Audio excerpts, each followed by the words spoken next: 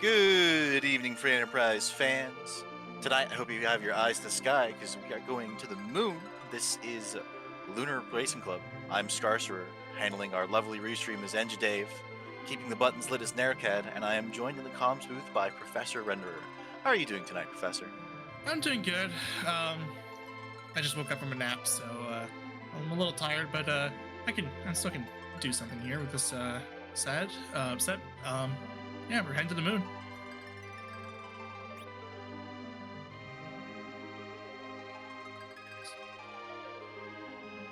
Yeah, it is a all required flag set, so we've got to do the ribbon room. We've got to head up to the Masamune altar.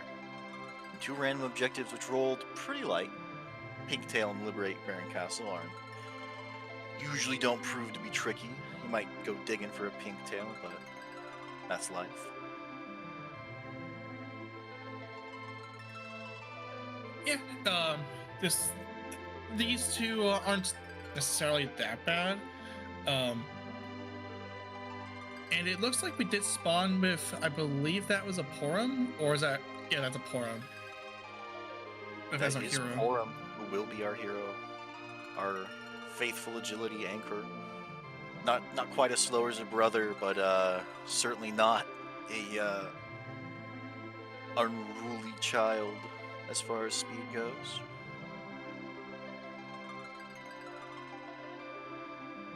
Yeah, it's a good white mage just to start off. Her spell list is nice. She does have exit available if of the 2 white mages that you can get hero from. So it's nice to have on file. And we knew this from when we did the past tournament season, which was the Ambidextrous Memers Guild, where it was either her or Rosa.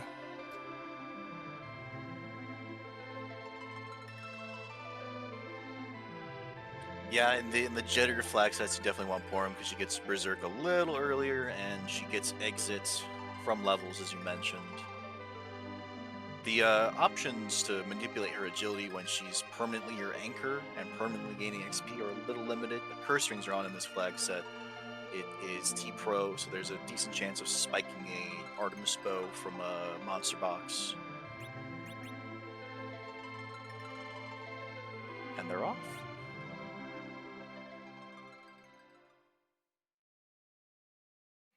It is C standard, so this couldn't be Edge or Fu. And Twin Harp start. We might get music early. I do like Sid here. It's a very early damage dealer. It's also a tank.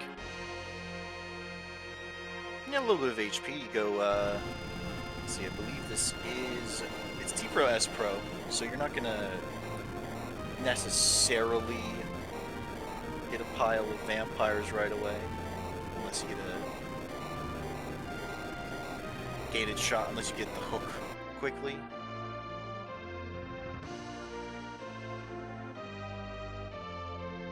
And it looks like Plumerian Knight is immediately looting Mist Cave. This is definitely an off-the-path play looking for loot that the other runners probably won't get.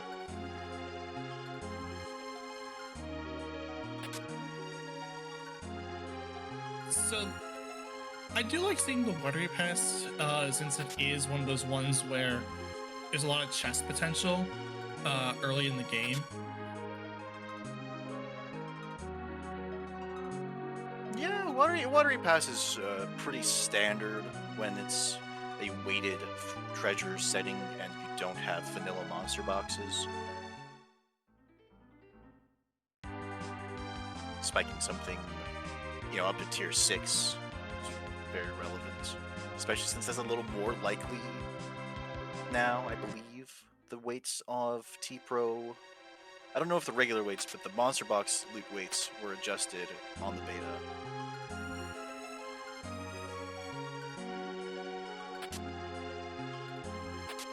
I I haven't really seen much of the beta in a while, so you'll have to excuse me.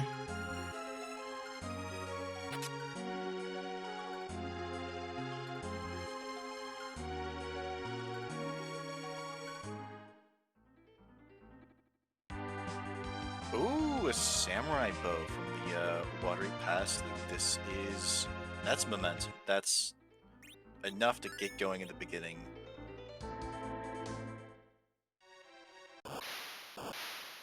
Yeah, samurai bows are a good start.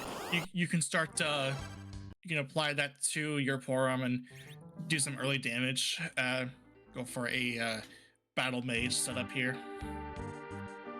Though it looks like Fiery just used it to back row Sid and is using the wooden hammer. Dark Elf here isn't at all scary. It's a nice boss to see at a early spot where the XP isn't phenomenal. Radia's not a bad find either, with it being super early on. Depending on if Radia gets more XP, we might see her as a late game as a viable slot. But other than that, we might, if that's not the case, then we probably will find something better to replace that Radia.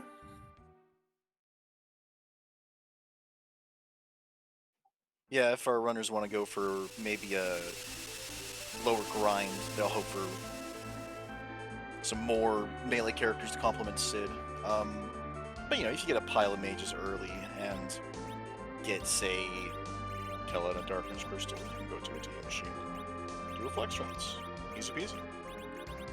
Yeah. And Sid managing to finish the job on the dragon form of Dark Elf, showing that he can still be he is still a great tank with a lot of power behind him, even if it's a wooden hammer. Yeah, wooden hammer will do the job. That's what Sid was meant to use. Did you catch where Plumeria Knight picked up that cursed ring? I didn't pay too much attention. I don't know if was this just recent or like out here in this Antlion Cave, or was that later? Or was it earlier than that? So I just spotted it in his inventory. Our tracker, Nerika, saying that it was in DMC basement. The sort of out of the way loot paying off for Plumeria. Because getting a curse ring that the other runners don't have is definitive. The race can very much be decided by that curse ring if no one picks one up, especially since the 4.6.0 beta, the price of the curse ring has been changed from 35,000 gold to 66,000. Still a snap buy, but definitely going to set you back when you get it. Yeah, that's interesting. Fiery Blizzard does find out that Dark Knight Cecil is trying to take over the Fabul castle, and he's not really doing much of anything other than just dark waving the our party here.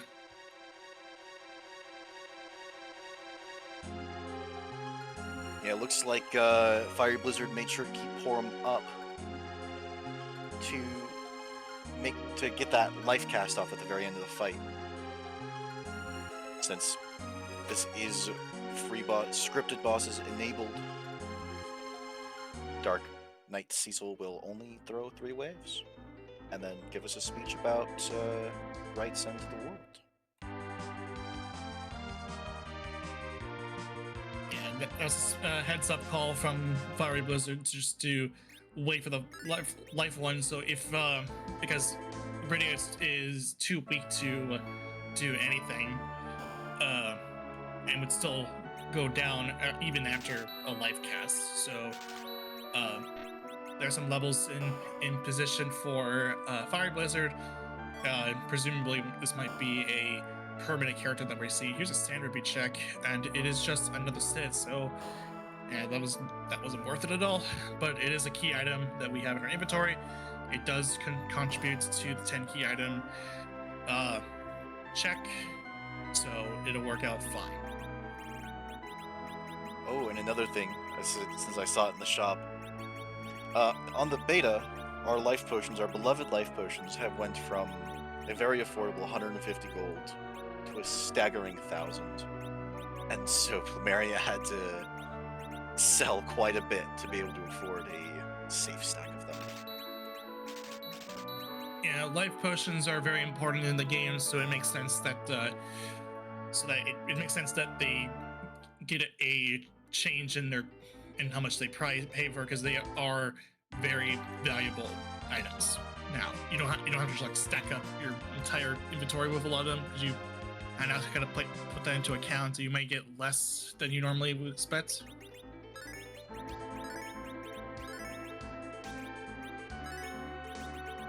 Yeah, I certainly think it'll push people designing flag sets to include things like the Mysidia kit and the Loaded kit to make sure that flag sets designed for newer players who maybe want to go fast but don't know the best ways to get a lot of money.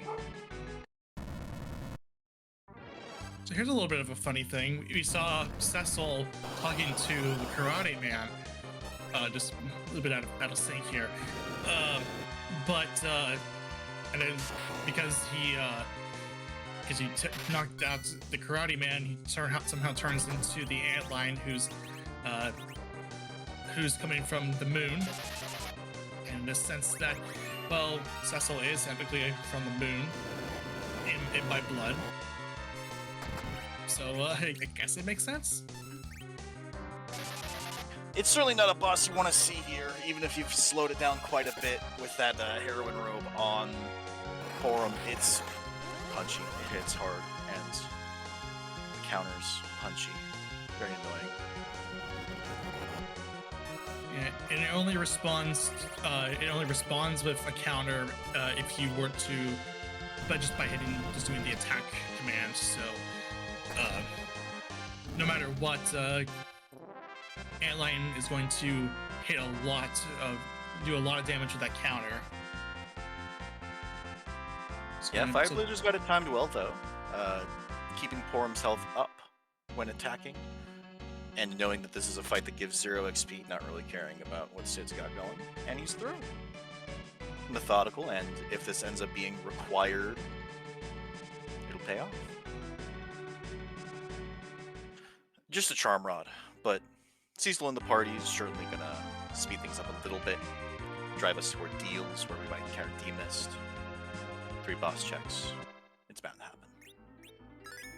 Yeah, so even if the Charm Rod, even if that particular spot didn't amount to anything as far as being any key items that are concerned, we have a Cecil in our party, so honestly that outweighs any bad or negative that we would have gotten from that.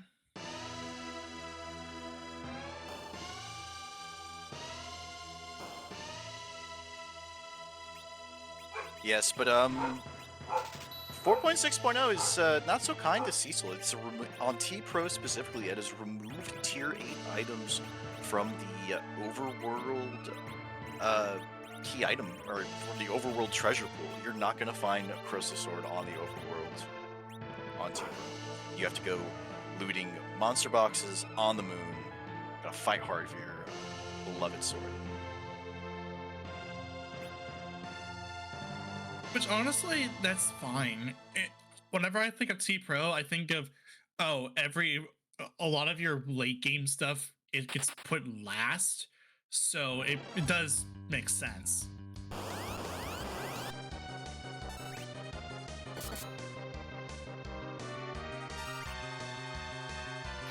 Rather for the late game areas.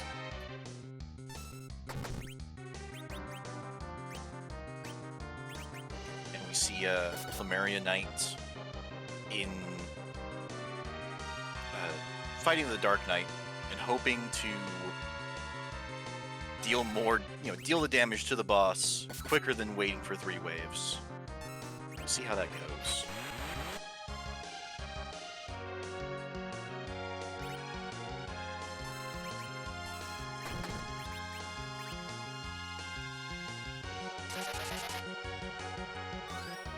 this should be pretty straightforward.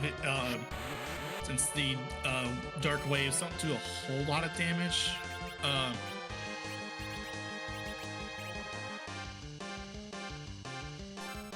See, I told you, hey. Demon on our deals. Yeah, you called it. It's almost like it's most likely. Yeah, so Demus now in play. But Demus at the Mylon spot. This is prime territory for absolutely forgetting that you fought Demus. So hopefully Fiery's gonna mark it down or simply remember.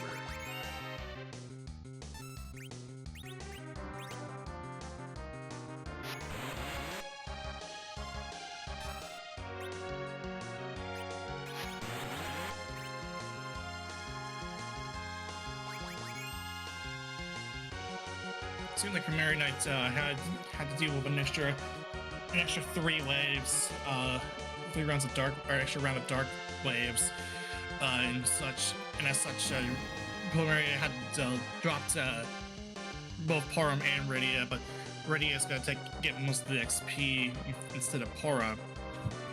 Well, it's C hero, so Porum gets the XP no matter what. Right, yeah.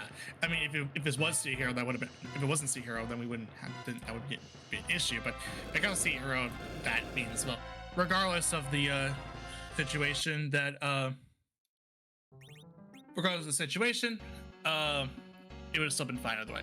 So, but more important news is that Fiery Blizzard did see Mega Sisters on the back attack spot, which is not a pleasant sight because it is a forced delta attack that you have to take. Yeah, it's not the prettiest sight. Not like, sure, you don't want it at a later spot. Getting smacked first. Oh, Marion might do the Chocobo Force strength ring. Oh.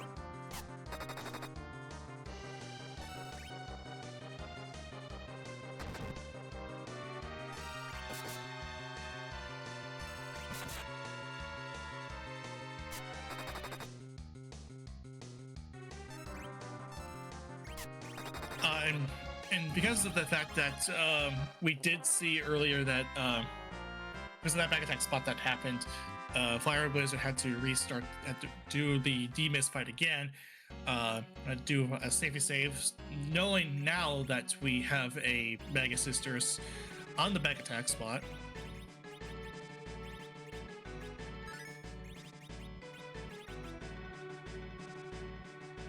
At the very least, I do believe that with the Heroine robe,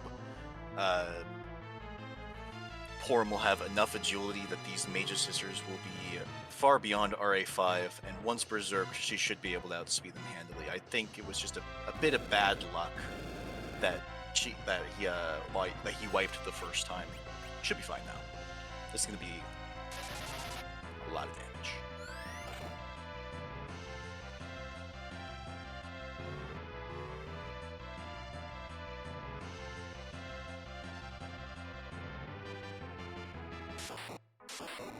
All right, so the Delta attack phase down, and going after Sandy first, and now it's just okay. That's just yeah. No, this is Berserk doing Berserk things. This is he managed to get lucky, and now he's through. I imagine if either of those Delta attacks had hit Porum, it would have been another reset, and definitely some words not appropriate for restream said by our runner.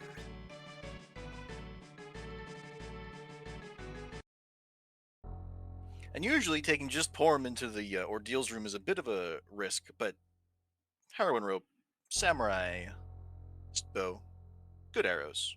This should be pretty alright. Unless it's Goldbest, in which case it'll take approximately 1 year.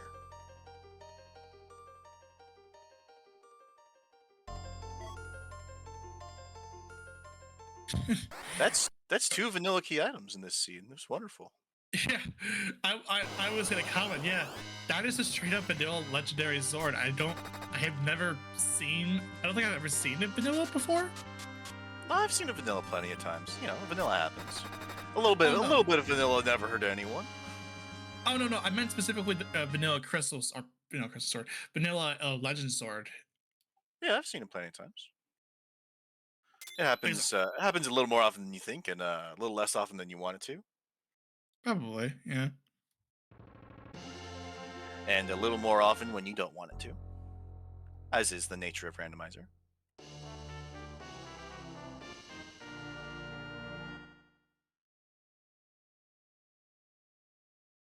And it looks like Plumeria Knight's handling the back attack pretty well. I think he's got that. Oh, he's just got a wood hammer, but he's got a dragoon hat on Sid, so he's going to be taking half damage from these. Well, not virus, but from the other 3 spells of the Delta attack.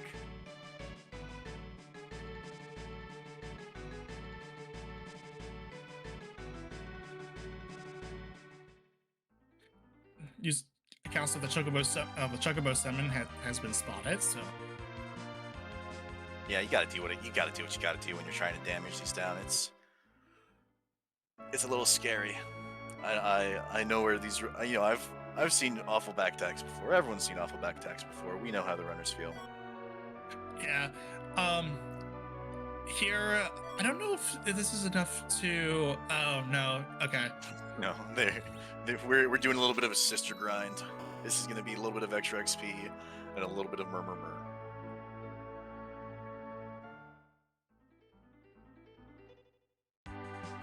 Yeah, we were damaging pretty slow there at first, so on Cindy, so it was going to happen eventually. So the Delta attack is coming up again. And Fire Blizzard is checking Rydia's mom, getting the no free key item. And it's required. Darkness Crystal. This is another character check in pocket. This is, access to 2 of our objectives, which could hold. This could be our logical underground access. K Unsafe is on. Hopefully it hits. Knowing the history of the randomizer, it won't.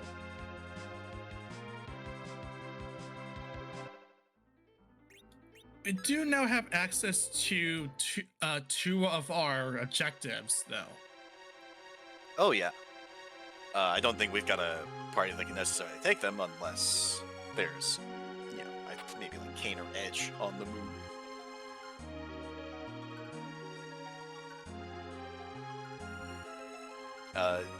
Dave, our restreamer, is bringing up Harp that we got at the beginning of the seed that hopefully our runners haven't forgotten about, because that very much could be our underground access. Though I think at this point it is down to that or the moon, right?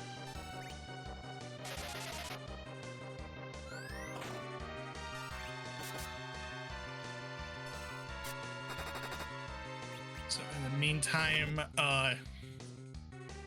Delta attacks coming out on Plumeria Knight. Good targets though. That is on to Sid.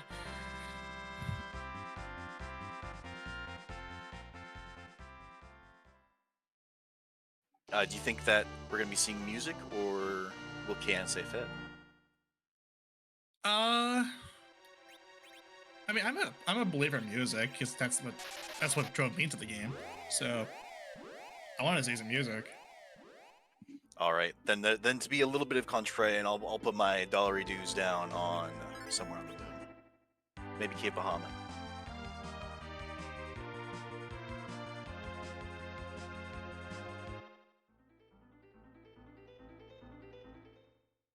Though, because this is require all, even if our underground access is on the moon, if either the Baron Key, the Hook, or the Pinktail are at the music spot, we'll be hearing the music anyways.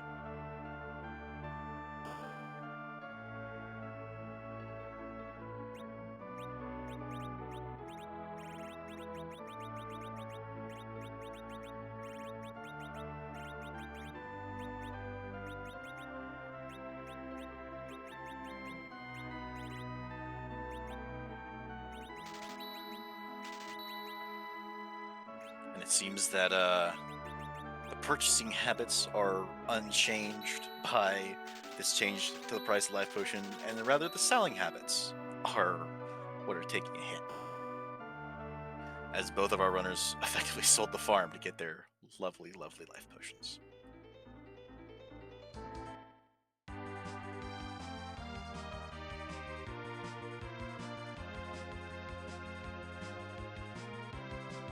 And Fiery's on your side, it seems, Professor, because he's going straight to the harp, landing outside of Troya. All right, so we will have some music in some form here.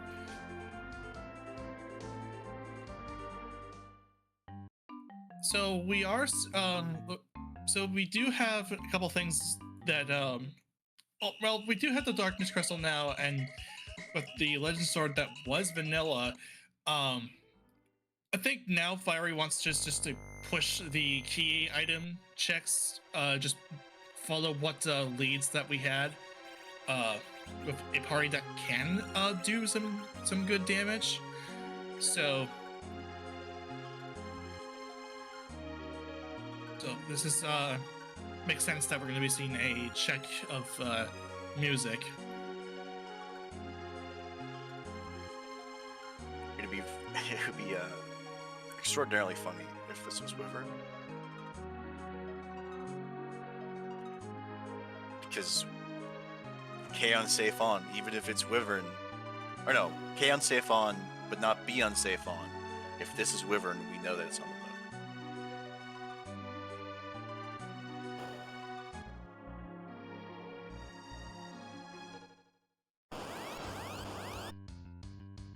Alright, so the only one still standing is said on the list. There isn't a kamikaze to make sure that just everyone else is still alive, but it looks like we're gonna get a full script here. We can't. Or can we? Well, there's something we won't be able to do for a while in a moment. Yeah, because go on. Well, yeah, not talk because it's because we have some tunes from our resident DJ Spoon EP. So enjoy the tunes.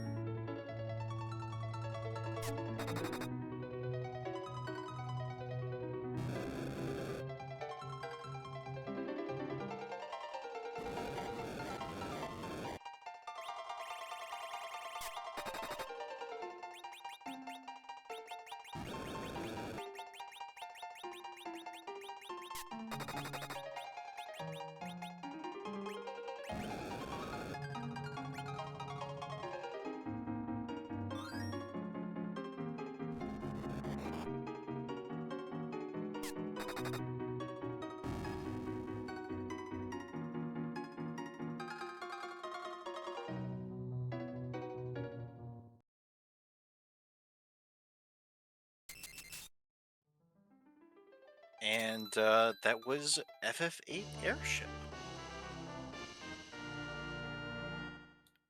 And I think that's the and tower key. It's on the moon. Let's go. all right. So I guess we're heading to the moon then. We're going to the moon. We're gonna go find a magma key up there.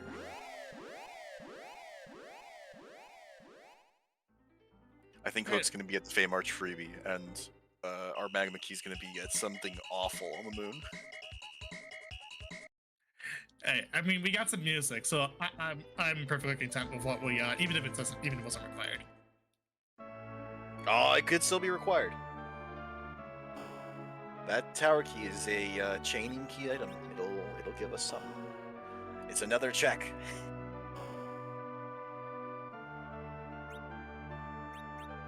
The reprise is more likely than you think. And Fiery stopping to buy some mute bells. Hopefully they prove useful for him.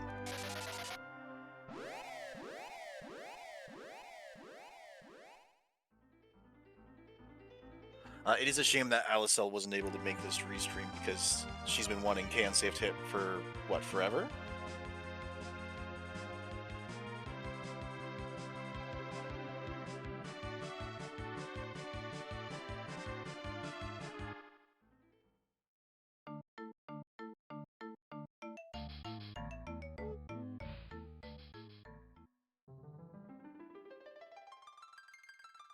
We're seeing some more Chocobo action with on Primary Knight's side. This time it's on the Antlion fight, looking to try and get that Cecil.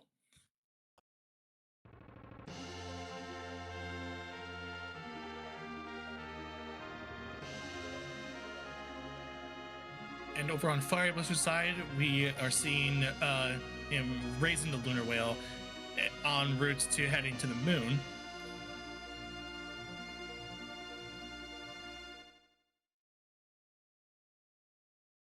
What do you think's going through Fire's head right now as he's raising this whale? I think for him, it's like Fire's like, okay, we tried the music, that didn't work out. We have our next best option, which is the moon. I think either that or I just want to clear out the rest of the overworld just so that if I do spike something, I'll have something nice to hold on to. Hopefully it's not something that doesn't lead to a chain. But we didn't find anything, so we're gonna hang to the moon just to as part because like, okay, we finished up everything in the overworld that we can do. Let's now head down to the moon and see what we can find here. I mean, the moon's all we've got. There's something up here, and it's required, and it's Edge. Okay. This is a nice bump in power. This is gonna make things a little easier going forward. I like Edge. Do you like Edge? Oh, Edge is a great character. I have no qualms with Edge whatsoever. Well, yeah, he's a great character, but do you like him? Do you think he's a good guy? That depends. I suppose he is a little hot-headed.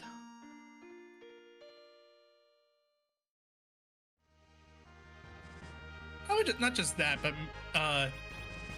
but we do have a Rydia in our party, and maybe that has implications. Well, he doesn't have a crush on Kid Rydia. He never met Kid Rydia. He met the grown-up Rydia. Well, still. I am certain that as far as he's concerned, that they're different people. Right. I mean, eventually we'll see adult Rydia, but who knows? Maybe not. If I'm pretty sure if Dwarf Castle isn't required, that our runners aren't going to go there. That's slow. It's tedious. It's not exactly the best check. For the record, I'm not implying anything else other than, oh hey, we have a Rydia in our party, and that's it. That's it. That's all it really is. Trust. Yeah, Edge is an upstanding citizen.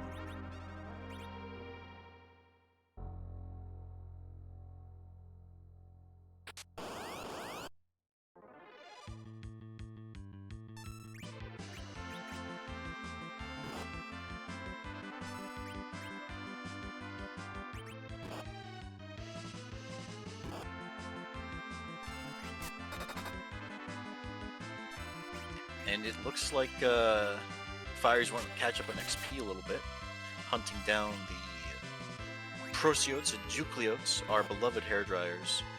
These are not among the chests that can spike us a crystal sword, but the item should still be relatively good, assuming Fiery can get through the fight.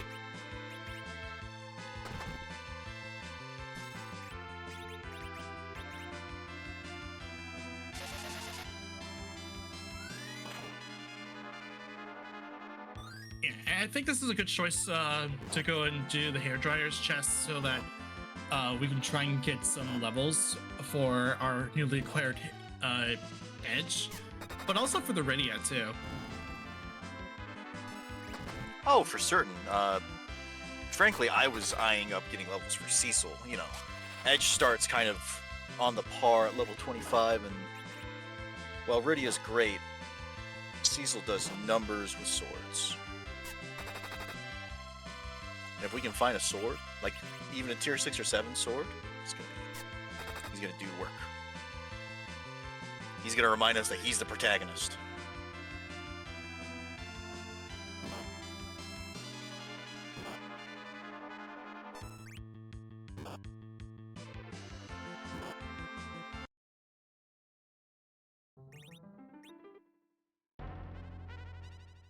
And Fiery's reset out. It's fair. It happens. Going back to the Earth. Oh, you think he's heading to Eblin?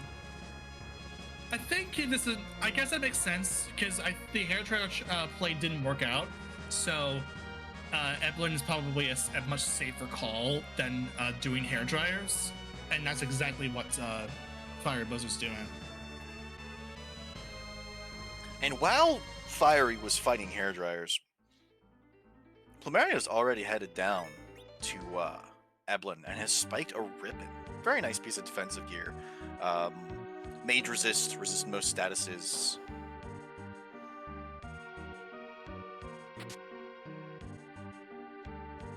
I think it's 12-0 physical defense and a decent chunk of magic defense.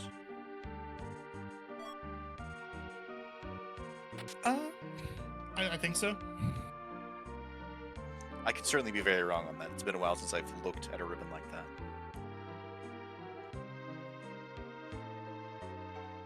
I typically go, ooh, shiny, and put it on a character.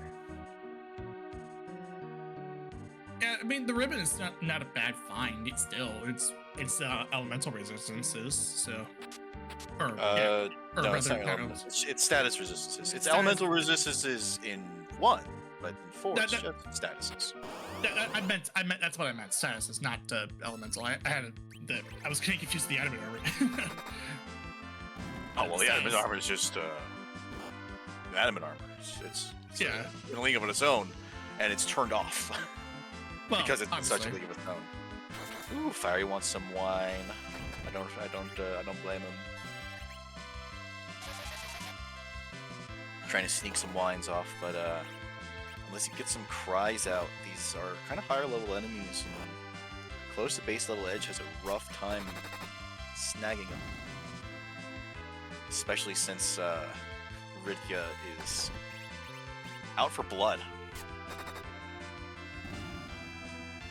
The Samurai Mute combination doing its job.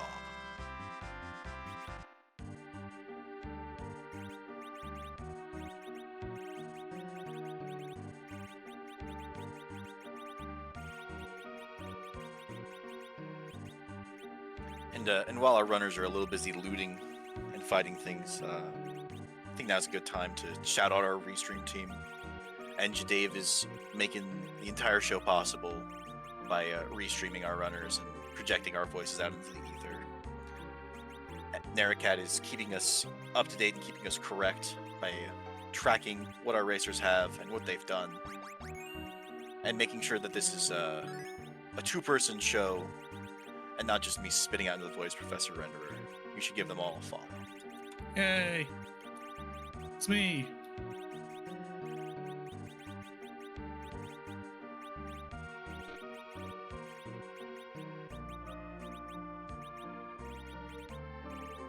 So with Holy Swords out of the Eblin pool, what would you want the most? looting down here?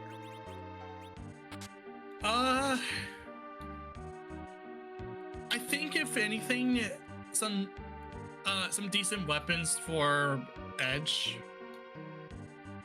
or I think Edge there, but then also maybe some extra wisdom power for Rydia, maybe. Yeah, I was thinking that's probably it. Although if you're thinking of Rydia, Bahamut's moved down to tier 6 and is thus more likely to show up. An Avenger Sword is always very nice. I was thinking along your lines, Edge. I was thinking, Masi here would be quite nice.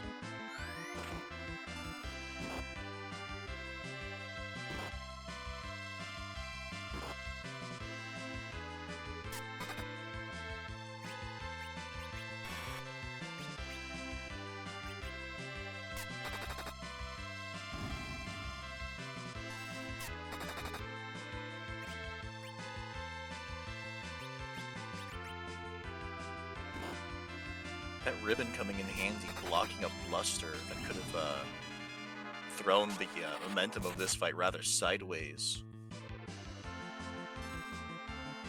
And blocking the charm. Ribbons are a very important item, y'all.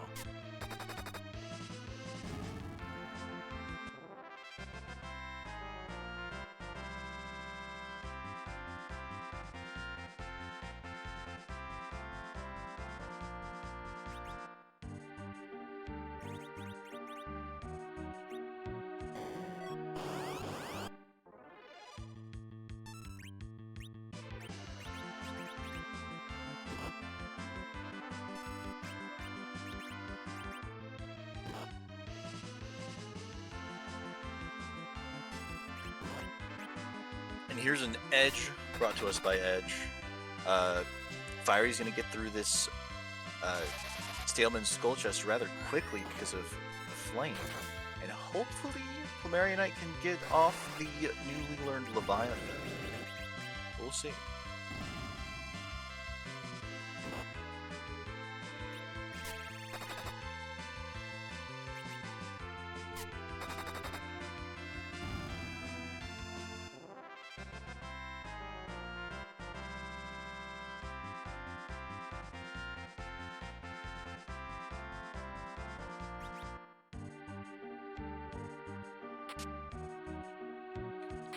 Which is only a golden apple for that Lamia chest.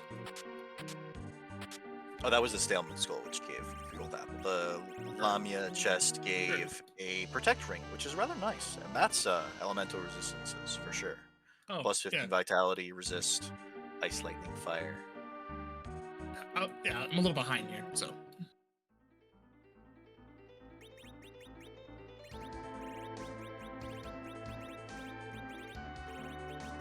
And it would appear that Plumeria Knight also does not want the Magma Key to be on the moon and is heading out to Troya to head down to Cave Magnus to give us a reprisal of that FF8 airship too.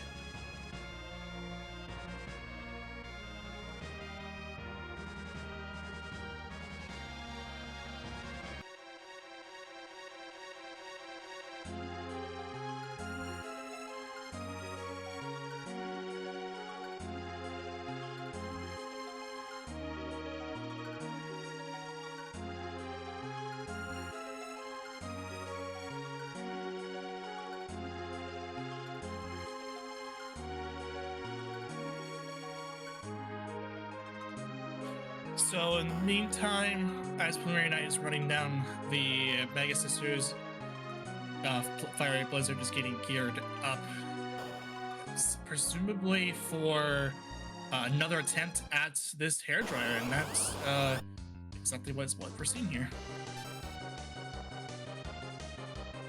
Leviathan should make this a lot quicker than the last attempt.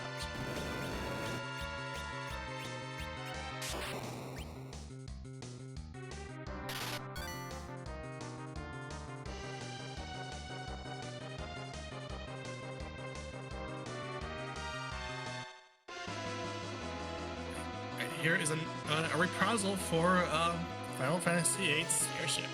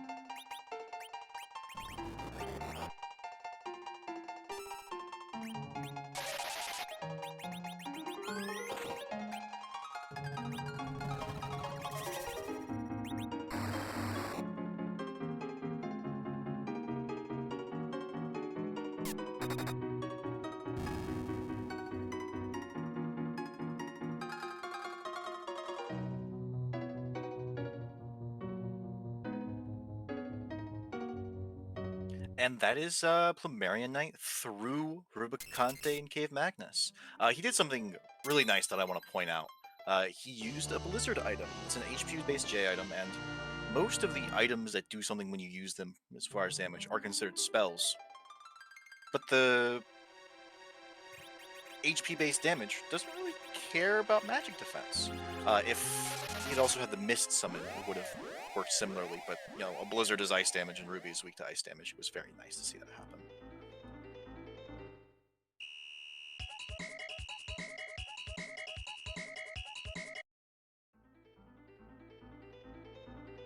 It looks like Plumerian Knight's trip down to Cave Magnus was enough time for Fire Blizzard to get to the bottom of the moon. We're likely going to see our first objective on the board soon, as he's dipping into the ribbon room.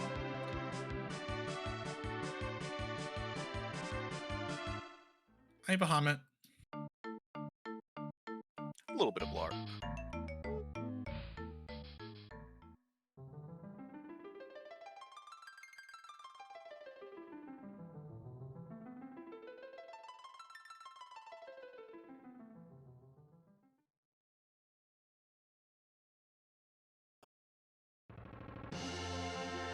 Magnus racing the Lunar Whale.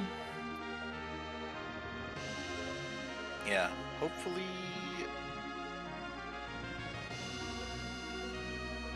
Looks like Fire Blizzard's playing chicken with his Star Veils, hoping to get them off at exactly the right moment. Hopefully this Veil on Sid isn't too late, because that would be, Oh no, it's up. Okay, it's fine.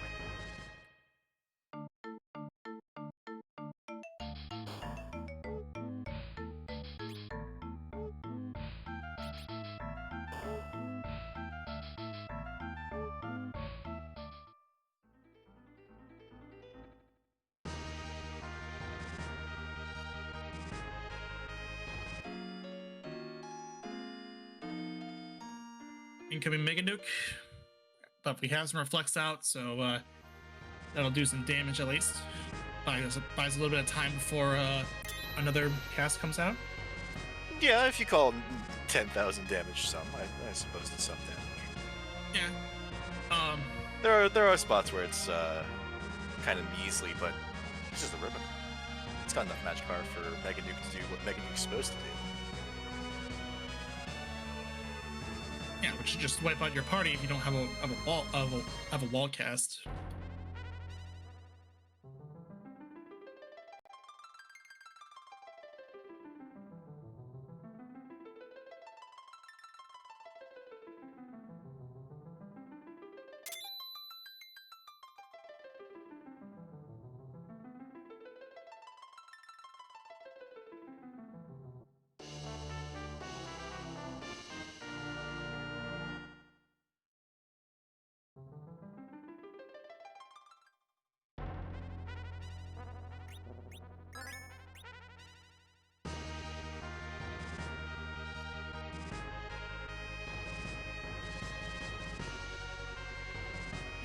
Make a new coming out and that'll do it.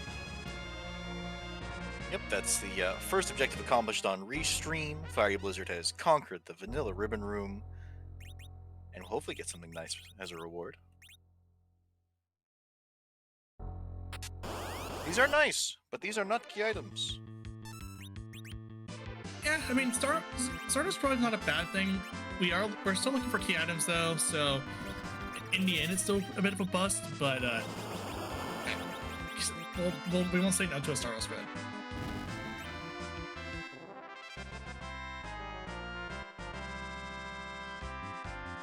And the Fiery is saving his singular cabin, lifing everyone up using a tent.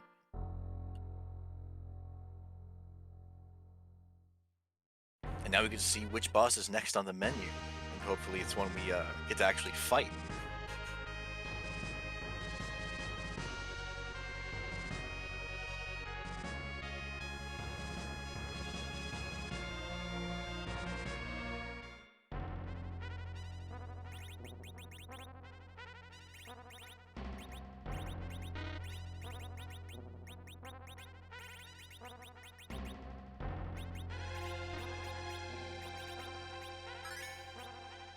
Oh, hey, Gauntlet, how are you doing today?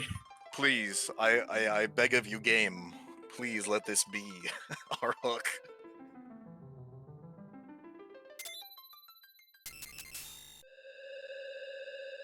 I've changed my mind. That's the hook, and our magma keys. Oh, jeez.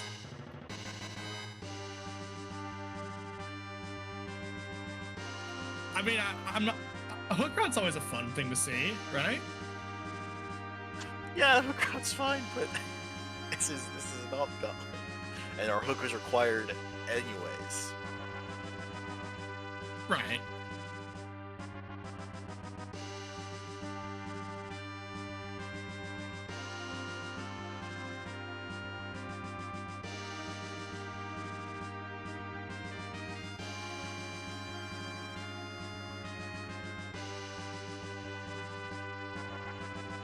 I would say it's rather fortunate for Fiery that he looted a Bacchus wine, or that he stole a Bacchus wine, because I don't think he has the agility set up to get Sid berserked against the Eagle Mask before it casts Wall on the entire party. I might be wrong. That's the feeling.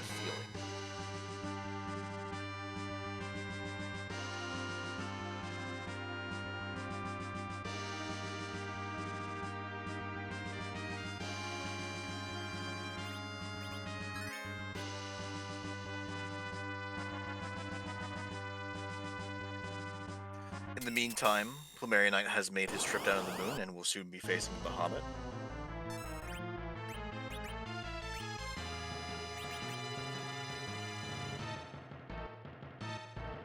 Facing Bahamut with far fewer star veils than Fiery did. This is gonna be a little tricky, unless he's got another stack of them hidden in his inventory. Nah, but this is a reset. Yeah, this might be something.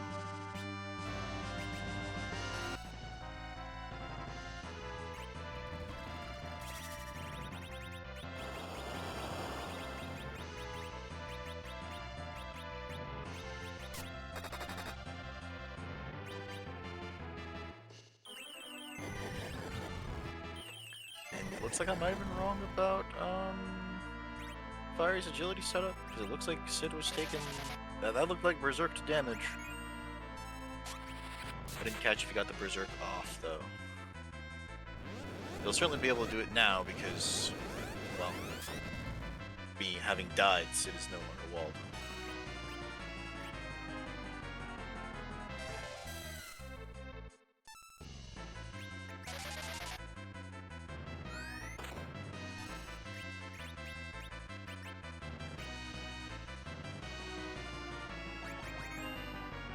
Professor, do you remember what you can steal from an evil mask?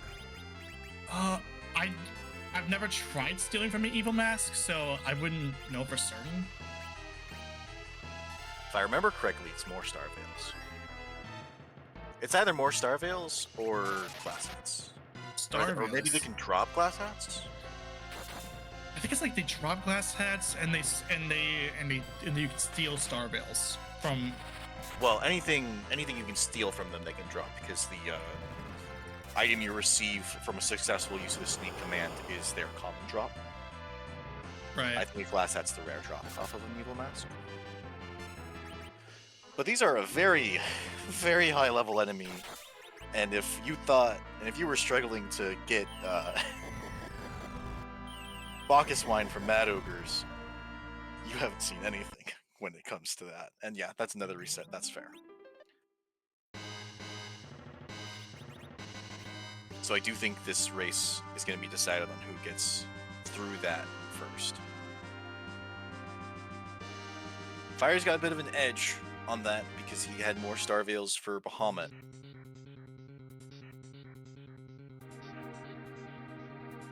But it's anyone's game.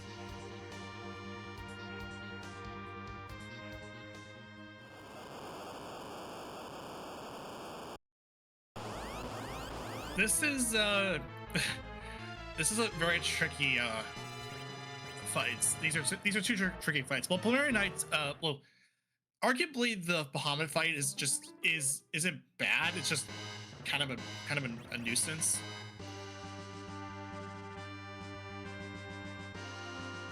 I would say that with how many Star Veils Preliminary Night went in with, this Bahamut fight's a puzzle.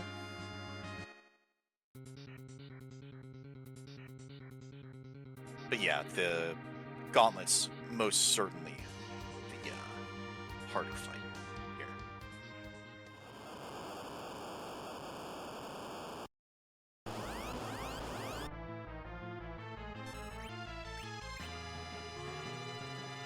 But I think if that Star Veil is still up for... Ooh, this is unfortunate. I'm pretty sure that White Spear just got... Oh, never mind. He wiped. He still has the White Spear.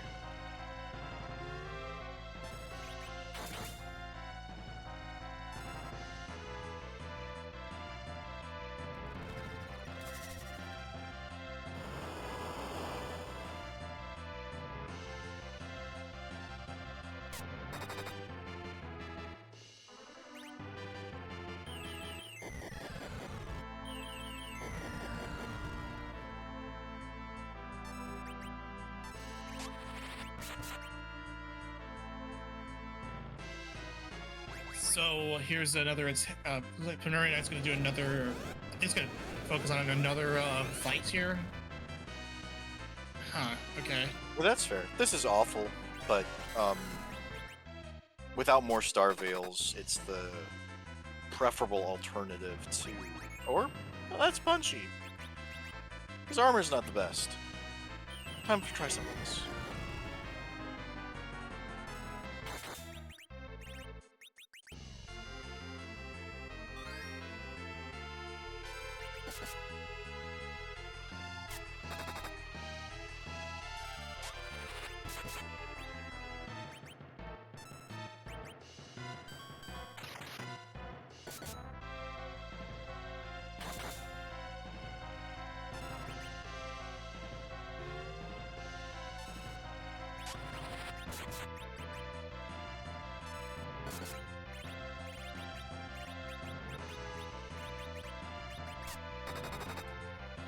So Fire Wizards are trying to do another attempt at this evil mask fight. This is I mean, this is still painful because, like, this is because Evil Mask can just throw out, like, flare casts, white casts, stuff like that. It's just not fun. It's 2 Evil Masks in this gauntlet, the first fight and the third fight, if I remember correctly. Answering the question, chat.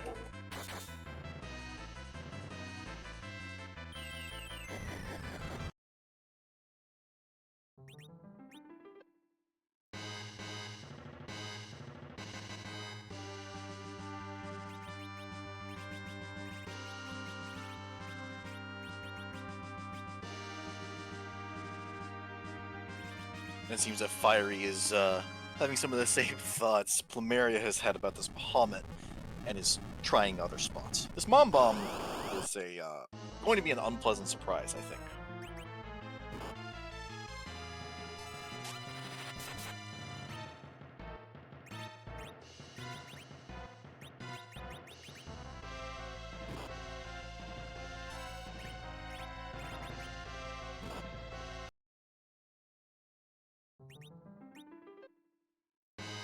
Certainly been a very unkind moon today, as the moon often is.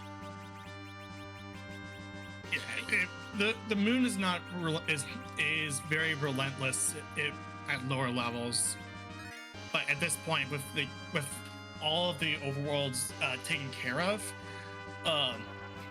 this just makes it this is you have no other choice but to do the moon, which means you got to deal with a lot of nasty stuff. But I think we're going to be seeing Fire Visage taking on some of these monster in a boxes and just, hey look, there's a recognizable face. It's Pippi and Jimmy.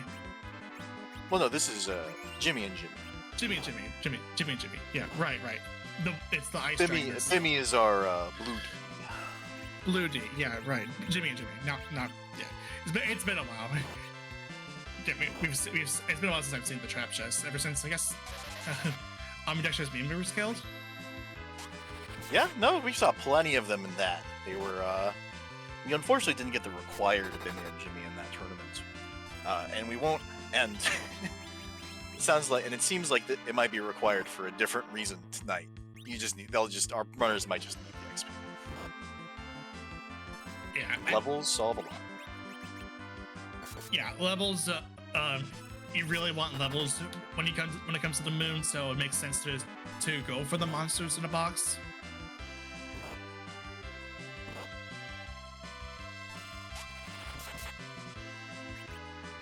Yeah, as far as monster boxes go, the double red D is a bit of a risky fight. If you're not damaging them evenly, the solo script of a red D is miserable. But if you can get through it, it's a lot of XP. It's a chance at a holy sword. A lot of things can go right here. Just unfortunately, a lot of things can go wrong here too.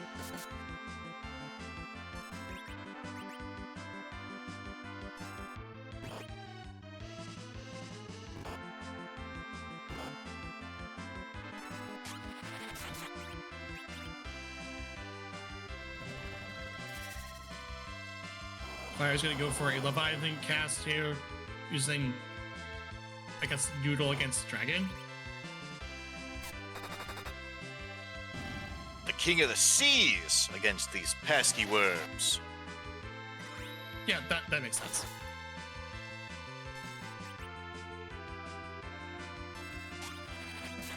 Plumeria Knight's given another whack at Mom Bomb. Get a little bit of cover strat set up. Hopefully you can get through enough HP to trigger the explode phase and bring it down to something where the King of the Seas can handle this fight too. Truly the MVP of this seed so far, Leviathan.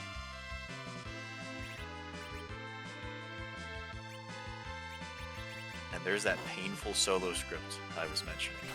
Heat Ray, a very powerful fire attack. Even with Dragoon gear, it's gonna teach you the power of fire.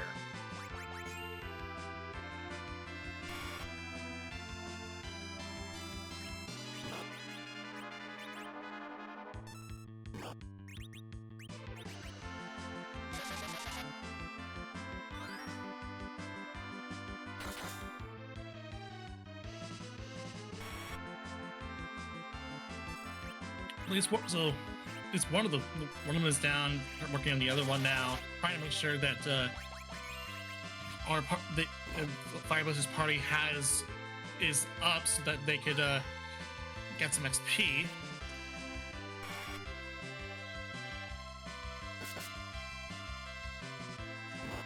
This might just be Porum's XP. Or a wipe. Unfortunate. Hopefully he shoots for a different box and doesn't bash his head against the wall. I know I can, or being in his shoes, I might be tempted to rather stubbornly try it again, seeing that I have the damage. Oh no, he's moving. Oh, he's moving a protector. Perhaps this will work this time.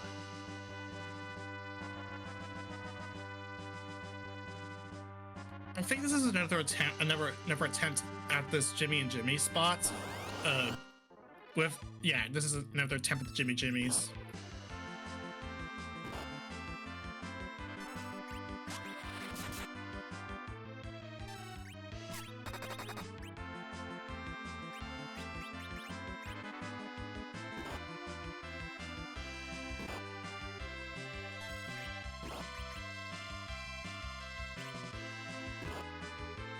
Looks like this attempt has gone south quickly. Hopefully, with cover strats, it's recoverable.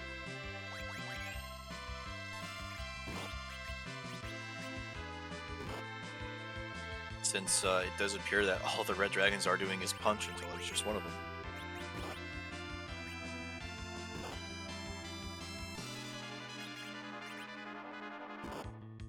And on the other side of our screen, Plumeria Knight has managed to bring Bomb to the explode phase.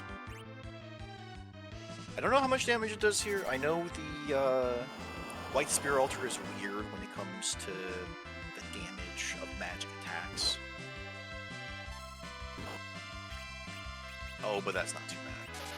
Yeah, this is workable. Since only goes down here, but that's fine. He's through. This will be nice. Yeah. You're not missing out much as far as XP goes here anyways. So that Stardust Rod's going to be a little less useful than Plumeria Knight thinks it is, because the bombs and gray bombs inherit quite a bit of magic defense. Yeah, you saw it only did like 200 damage to one of those red bombs. It's useful for other groups of enemies. A little slower here.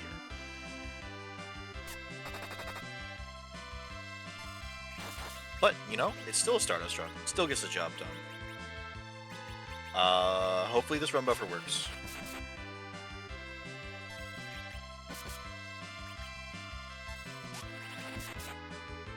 Ooh, that's unfortunate. Ow, ew.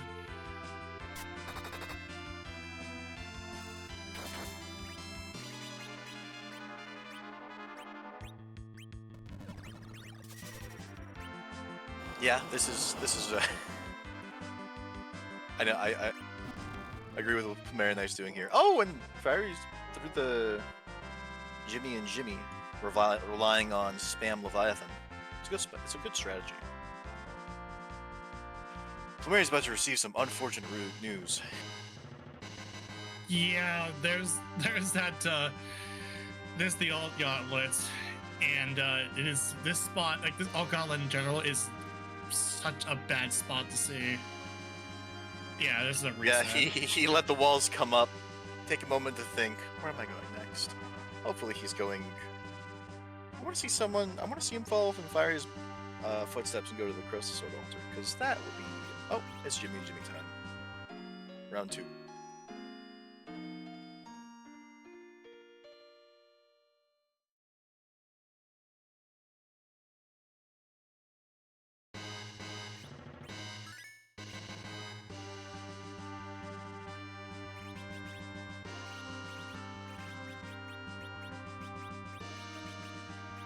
Alright, what nasty surprise is waiting for us at the Crystal Sword Altar, do you think?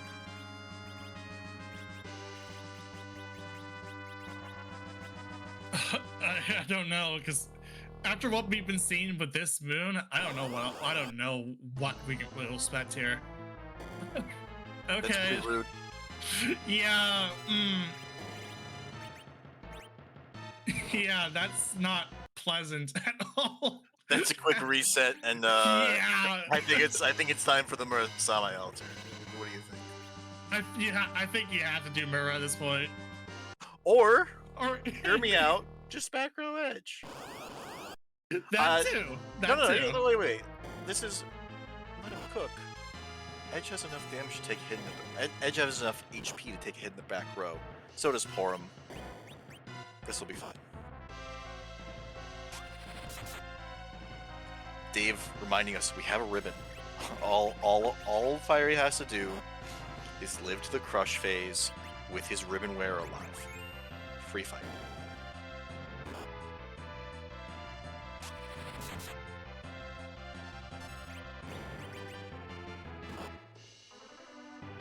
Did you catch who his ribbon wearer is? Is this on? You said it was on Porum, right, or someone else? I did not see where he put it. That's why I'm asking. Oh, I don't know if I don't even know if who has the ribbon. It might be Edge because that's who he's focusing. Hopefully, it's Edge. Yeah, I think it might make sense if it's Edge here because Edge is the most. It's probably the more reliable one to deal with here. Although everyone else is down.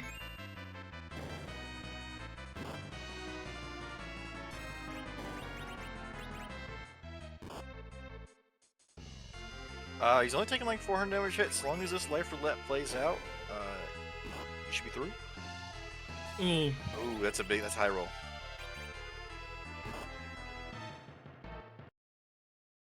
And that's a reset. He's not risking it. He's gonna reassess his options. Yeah, I think. His ribbon's on Porum. That's why. Oh, heroin rope, slow the boss down. I don't remember how the agility of the spot, but that should bring it down a little bit. Edge should still be fast enough to have decent speed. Oh, this is gonna be the Porum show. He doesn't care. He's no longer caring about XP. He wants some progress, and I understand completely. No, I can't. I don't blame this at all. Hey, this will work. It might take a few attempts to get it to work, but this is a working strategy. You should get through this.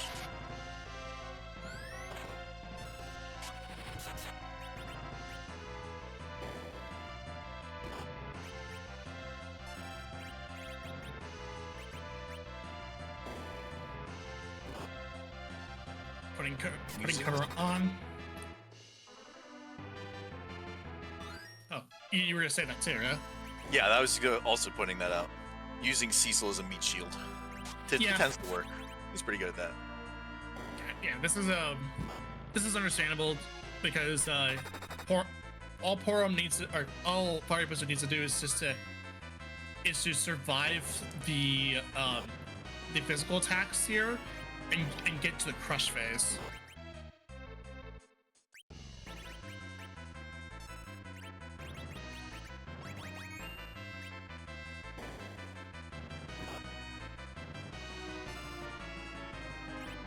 That hit on Edge was fortunate because the Cure 2 was queued with Sid.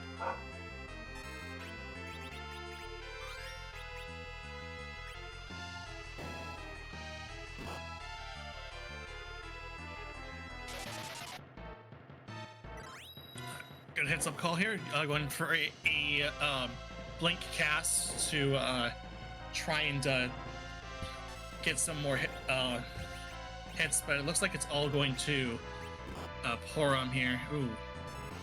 I think that's what we refer to as board AI.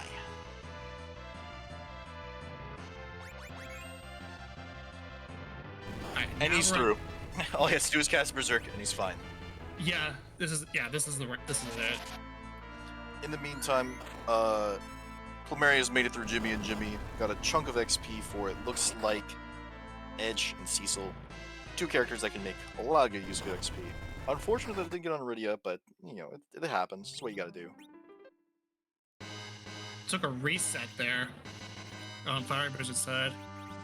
Oh, his arrow disappeared because he was using the arrow glitch, and but she died, so it consumed the arrow.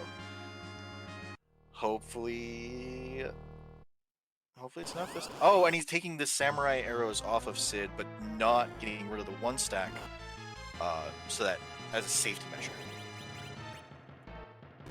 So in this case, Porum needs to stay alive in order to trigger this arrow, which I've never heard of before. So okay, I can explain it. When you are berserking, the game doesn't properly come to your turn for the game to properly decrement your arrow count.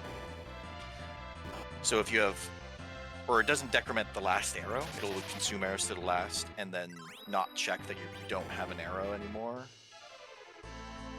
Ooh, Plumeria Knight's going to the Giant. Gonna hopefully spike a good item from the last arm chest, I'm guessing, or maybe see if there's a free boss at the element spot for a pile of XP. This is a play I like. It's a off-the-wall play. It can pay off big if it pays off. At this rate, this is probably something that Plumeria Knight wants to do in the first place, because this moon is very, very painful. We'll see if the Giant continues the trend, or if it'll remind us that, hey, I'm technically on the overworld. So I kind of get it now. Yeah. So as long as Porum is not down when the berserk happens, then it'll work. Yeah. So for as long as she's berserked and doesn't die while berserked, because if she dies while berserked, it'll properly the game will be able to check her turn and see that she isn't supposed to have an arrow. Okay. Yeah, that checks out. Alright, now we're into crush phase. Ooh, Plumeria's taking random encounters. What is he looking for? Is he looking to do it? He doesn't have weak, so he's probably not looking to go for a Demon. Is this perhaps a Mac Giant grind? I haven't seen a Mac Giant grind before. I would imagine it's Mac Giants. Since there's no weak, what else would Plumeria Knight be doing other than Mac Giants? Maybe just looking for encounters he likes to fight. Oh, here's a searcher. It could be a horseman grind, even. The horseman should be pretty easy to take down with this part.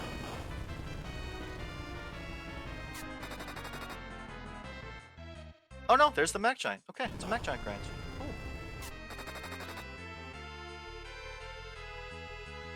Hahaha, blink. Blink the searcher so that you can just zerk up. Wonderful.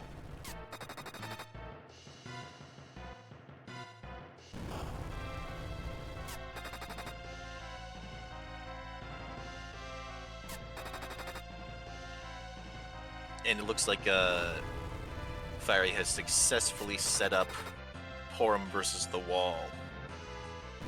And we'll be able to get through this, and we'll be able to see what the Crystal Sword Altar has as far as key items go.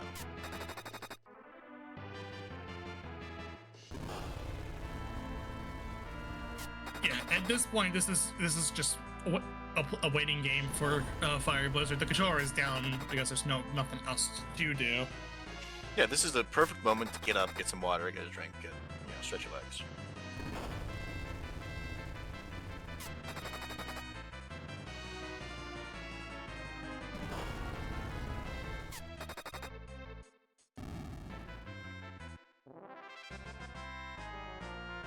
And the next Fire Blizzard through.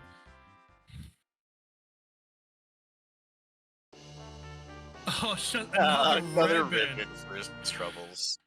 Oh no. The game knows. The game is taunting him. And he burns the cabin. Yeah. This is a good time to burn a cabin.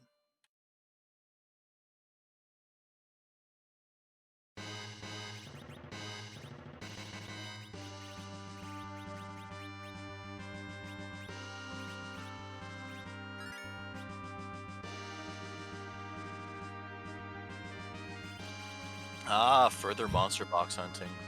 A holy sword would Well, a Holy Sword would change the momentum quite a bit in Fiery's favor. Yeah, we haven't seen a Holy Sword at all, so I think now with Fiery Blizzard going through that Crystal Sword altar and finding out it didn't really yield anything, I think he's now on a hunt for maybe hunting these monsters in a box just to find anything to try and deal with, to figure out this, or to solve this damage situation. I think he was anticipating having to come to this at the beginning of the seed because he bought 3 Mute Bells. And as far as Moon monster boxes go, 3 Mute Bells is enough. This chest with the Warlock and Defossil, the singular Warlock in one of the Warlock carry chests, and the double Warlock in another Warlock carry chest. He had planned for this. It's paying off.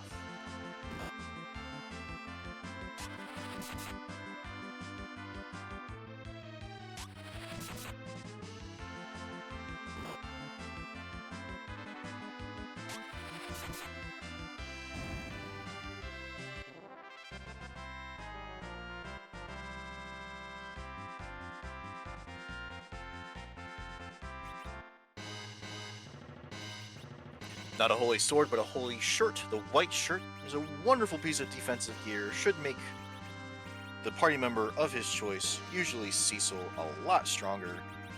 The undead resist is big. Plus 15 will is a lot of the way to a magic evade roll. Should be wonderful. It also frees up whatever armor Cecil was wearing for another of the party members. I didn't catch if it was a samurai or dragoon, but in either case, it can go to somebody else in the party.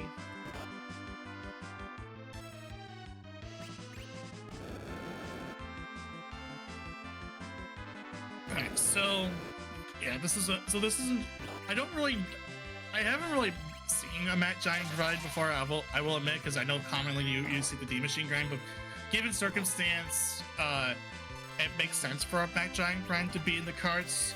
So I gotta see a bit of Mat Giant action. It looks like this is the last Mat Giant that Plumeria Knight's gonna be taking here.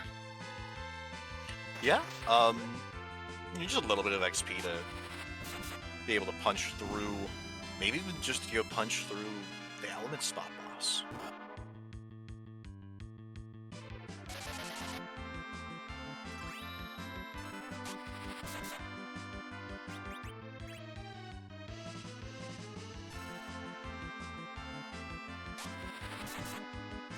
And there we go. We've got a lot of levels in position now for Plumeria Knights. This is something that is very much a necessity now. And it looks like this is the only thing that Plumeria Knight wants to do in the Giants. For the moment, at least.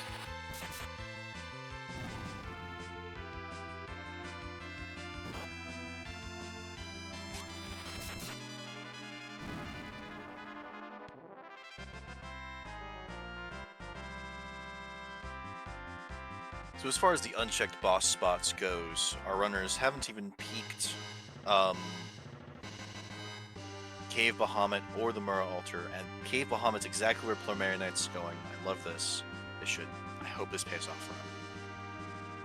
Yeah, I think now you got 2 more boom bosses to deal with, and I think Plumeria Knight going for Bahamut here makes a bit of sense now, because I mean, as you still have to deal with moon bosses, but Plumeria Knight's got the levels.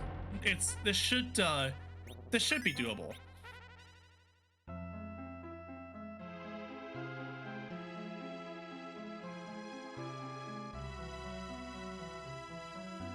Looks like Fiery's given another swing into this Mom Bomb, satisfied with the experience from the monster boxes he's faced.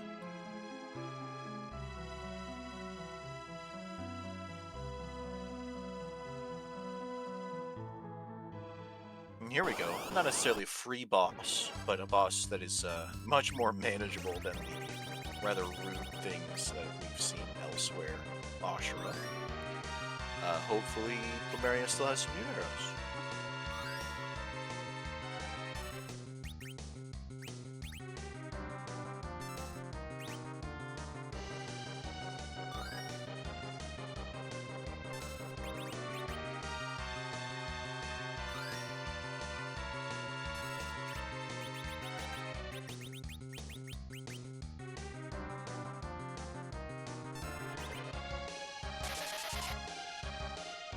Yeah, so this is not a bad fight at all. And there's at least a glimmer of hope that from this moon. And again, this is why it's not terrible at all. This is fine. Yeah, this is where a ribbon can really come into play too, because it gives mage resistance, and Ashura is a mage. So that ribbon from Eblin really proving to be useful tonight. Oh, okay, so Nercad in chat is asking what using the Legend Sword as an item does. It does nothing, and that's exactly what Fiery wants it to do, because what Fiery wants to do in his Heart of Hearts is parry, but when you parry with Cecil, he doesn't auto-cover. It's a known glitch. He's saying that Cecil swinging his sword is insufficient damage, and that he just wants the cover function. And there's the pass. Well, there's something, at least. Yeah, it'll be nice to have that for later.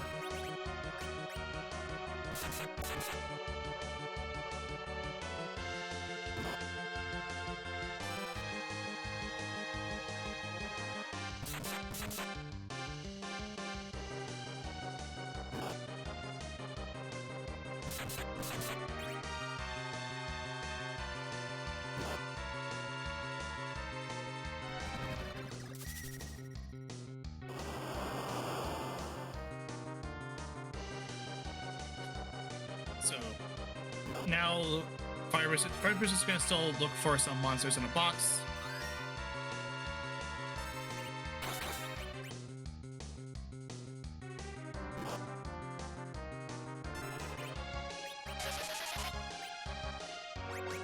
Normally you'd be a little afraid of seeing a Behemoth on your screen, but our runners know that Behemoths roll incredibly slow on agility, and with a forced anchor, the only time they're going to punch you is when you punch them. Very easy to handle that, very easy to manage that. A handful of blinks should make this pretty easy. Or using Cecil as a meat shield, just zerk everyone up.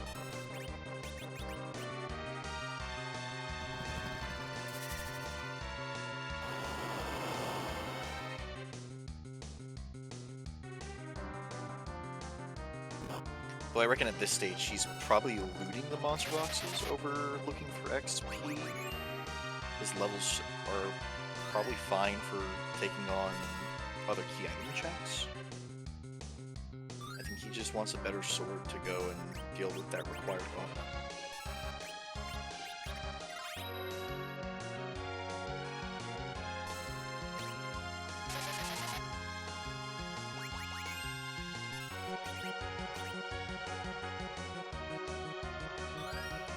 What else really to say here? These are two. Plumeria Knight's got a really long fight because Azura. I guess again, not a bad find. It's just slow.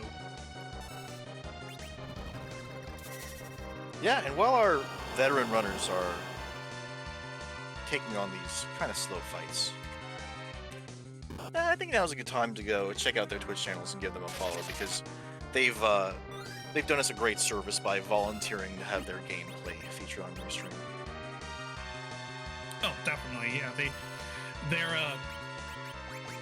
These are two well-established players within the free enterprise community, and Fire Blizzard does take down this Behemoth. Let's see what this yields us. Well, oh, that's a good sword. There's a power spike. That's a good sword. Something interesting has happened with Plumeria Knight's Ashura fight, and She did a Cure 4, but only healed for like 300. You know why that is, Professor? I think it's because that she's already at max, like relatively around max. So, not necessarily. It could. Well, yeah, he's probably. Actually, you're probably right. I was getting excited thinking he had already done enough damage that she had underflowed. Like when you try to heal for more than 16,000, it does weird things. Weird things that normally never come up. I don't know exactly what it does, but at a certain point when you've done enough damage, it doesn't matter that she's casting Cure 4 because it's not working, and I think it was that latter case of it not really working because she has too much HP. Because now, Plumeria Knight is through, and we're hoping for a Land Ground, which we didn't get. Oh, it could be. This is a good rabbit hole. This is 2 character checks. It's a treasury, which not as good as it once was, but you know, it's still 16 boxes that can net you a good weapon.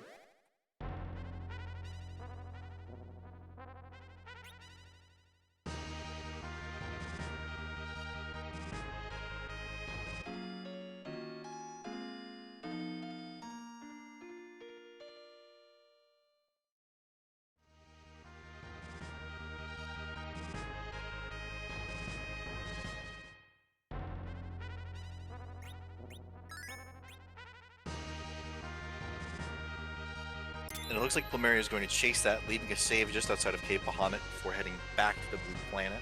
I like seeing that save set down. It means that he knows that while K main checks are of a higher weight than the remaining moon checks, it could still prove to be a zombie.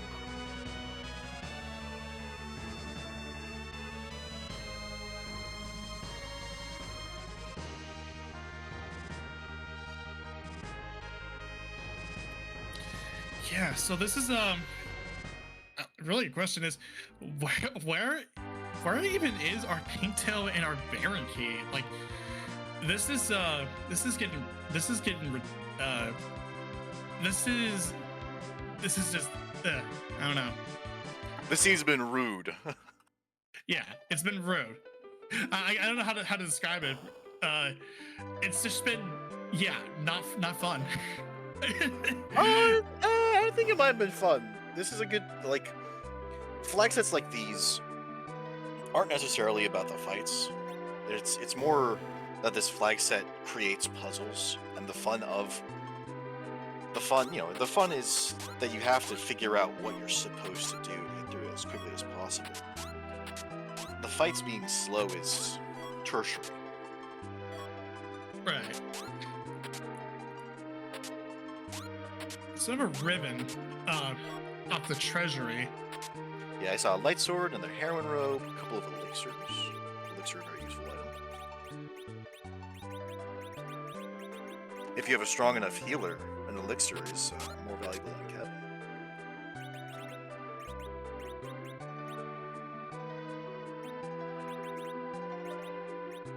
Looks like also a crystal ring. Mute dagger. Nice little power bump for Plumeria Knight heading down here to the. Plumeria tossed the elixir. He doesn't need it. He'll be fine. Yeah, this isn't a big deal.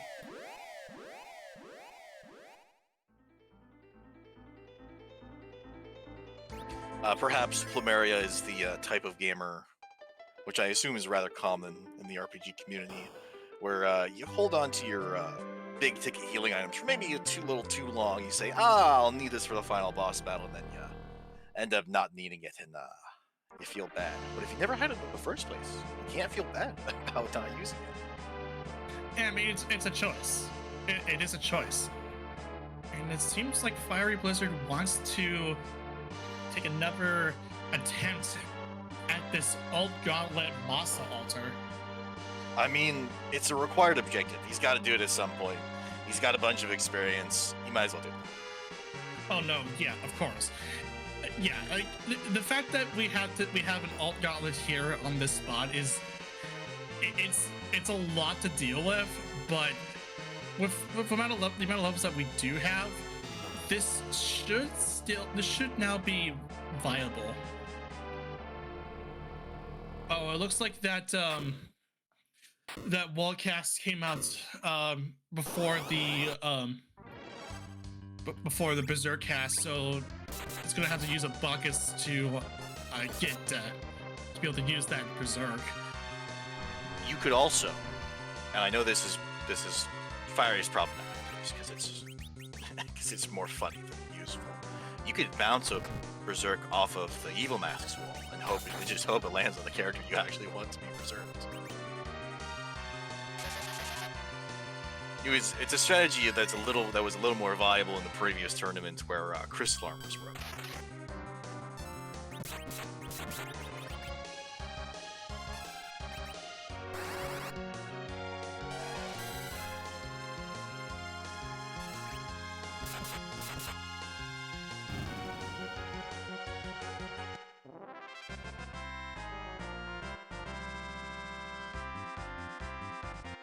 So Plumerant gets through this first Zot boss.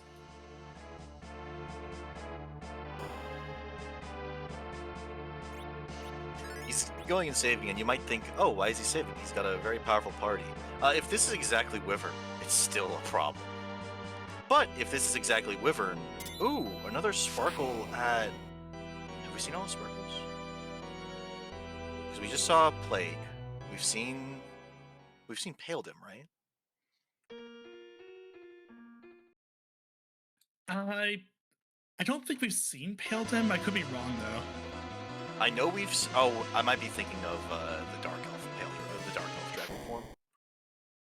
Narakat, our tracker, is noting that D-Lunars and Wyvern still in the pool. We have seen Oakland coming. Thank you, Narakat. And we see the other two characters of our distinct 7. Edward and Tella. Edward thrown by the wayside, and Plumerian Knight saying, well, Tella's got a lot of useful spells. He should be useful, right? And with a curse ring in hand, it's probably very likely to be useful. Baron Guard's here ain't bad. Yo, Odin cast, off slot Odin.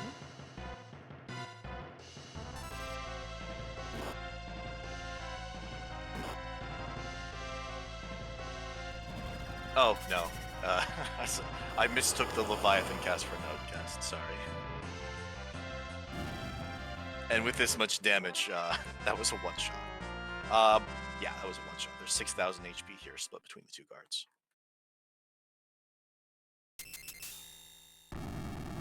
But it looks like Fiery's levels are paying off. He made it through the Evil Mask and is now fighting Behemoth 1. Right, it's 2 Behemoths in this gauntlet. It's 2 Evil Masks, 2 Behemoths, and Bimmy Jimmy? Or is it Bimmy Jimmy Jimmy Jimmy?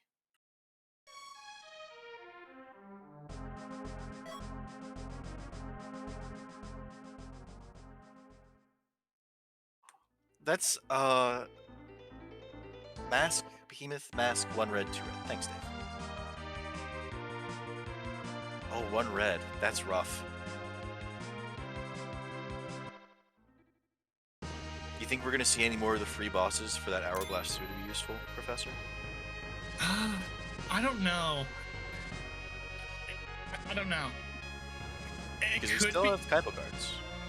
Yeah, but well, I don't know. We'll see what happens. I suppose we will just have to see. I'm hoping for Dark Imps at Mirror Altar.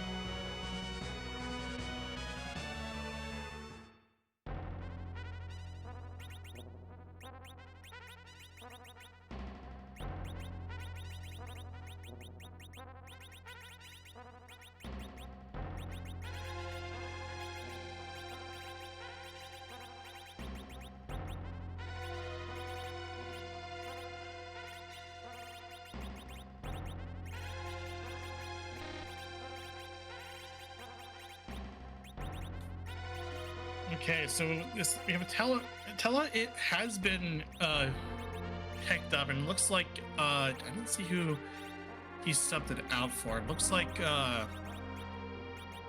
He dropped Sid off. dropped Sid. Okay. I guess I like this. Tella's got useful spells. Yeah, then that's fine. And plus, we already had already done our deal, so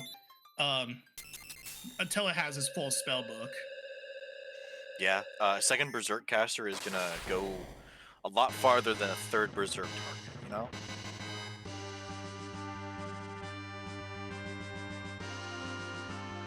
And this is where the Balkus Wine gets used against the second Evil Mask.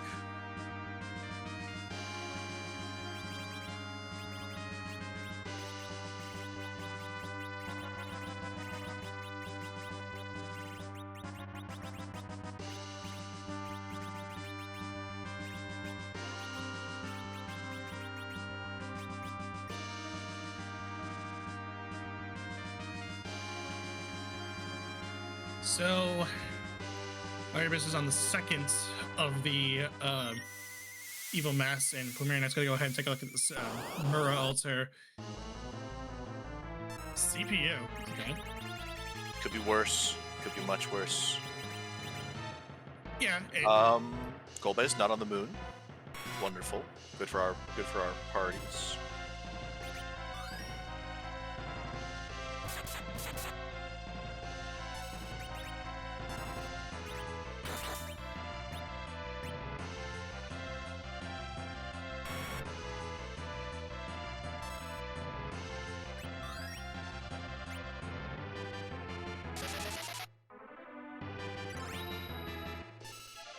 Lorraine's gonna throw a blink out on the attacker so that the Berserk cast.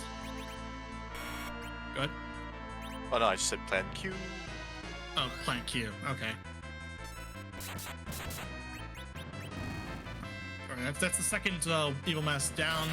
So onto the fourth fight, that is the Red Dragon.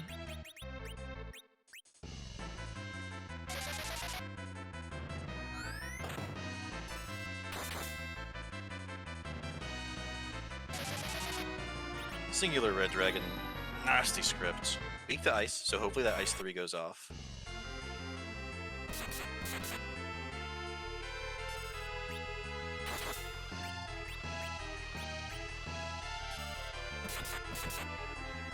And it does go through. And now we're on to 2 Red Dragons. Shockingly an easier fight.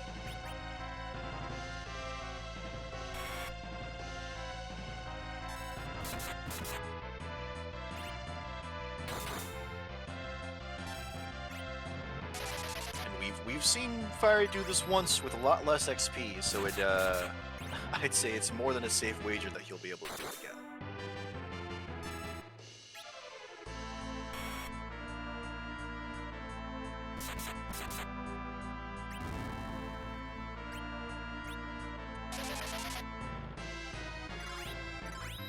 Fire Berserk is gonna throw out a cover just so that the Cecil will take some of the damage.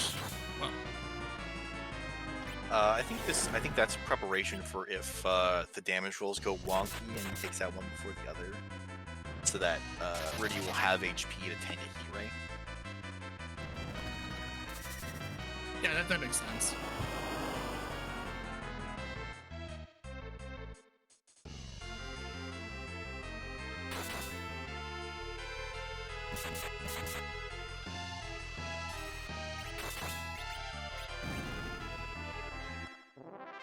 And Plumerionite is through the CPU with minimal losses, and apparently, unnoticed by us, but well noticed by chat. Tella did a classic Tella move of missing a life one cast. Something never change. The only thing that Mura Altar gave out was a package. That is not progression. This is a wonderful seed. The Gauntlet has our underground access, which I'm sure will be a sweet relief once Fiery gets through this. Yeah, this just doesn't feel. This doesn't feel good because you have to go through probably one of those tricky of the most trickiest Ogons in the game. So Yeah, it does feel bad having you do this, but it feels good knowing that everybody else also has to do this. Exactly, yeah. There's the hook. And there's our hook. I was right. I called it a while back as soon as I saw this. Oh, boy. So, Fire Presser can now finally get underground for after so many attempts at this fight. Who do you think is waiting on the hook route for Fiery? Because it's either a dupe, Edward, or Tella. I don't know. I think it's going to be Tella.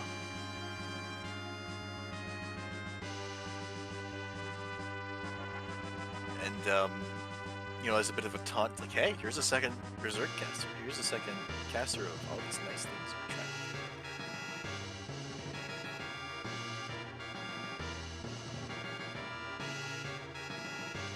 Oh, but Fiery hasn't cleared the Mura altar, and he wants a Magma Key because that's a quicker underground access.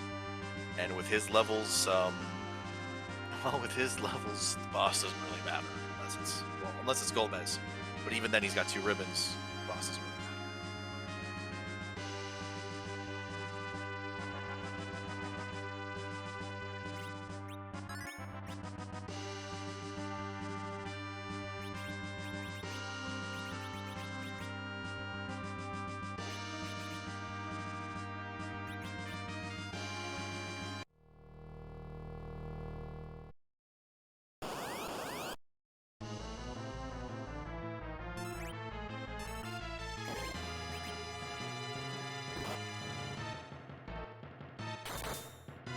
So yeah, this will be a bad fight for Fiery Blizzard. Preliminary Knight's gonna start this evil wall fight. It looks like now this is probably a better fight now because of the XP that Preliminary Knight has. Although Porum still goes down early. Porum's the hero. She'll get the XP at the end of the fight anyways. But yeah, losing a Blink caster against Super Wall is rough. Yeah, I mean even if Porum dies, it's still not an issue just because of the hero flag. I think so long as Cecil has a ribbon on, I think Preliminary Knight's through. Cecil should have some pretty heavy armor on by now, and he's got a light sword. That's damage enough.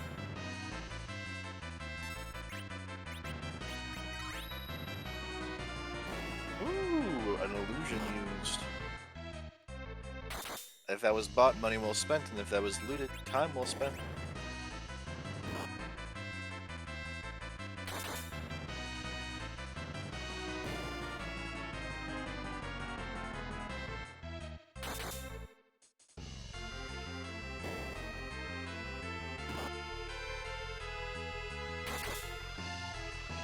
Seems that after a long slog to get where we are, the bosses have gotten the MO and are taking down the hero first so that our runners have time to make sure that the characters that need to be alive to get experience are alive to get that experience.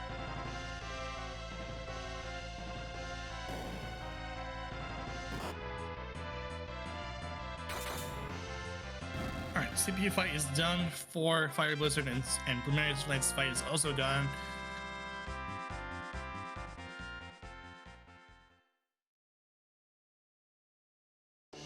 I think Fire Blizzard also doesn't have the Earth Crystal as well. No, so he has not gone to Cave Bahamut, so he does not have that Earth Crystal. I do think that Dave's prediction of a full moon clear to never come back with the pass in hand is probably going to happen, especially since, you know, while hook route should be easy with this party, Magna Key is faster getting around.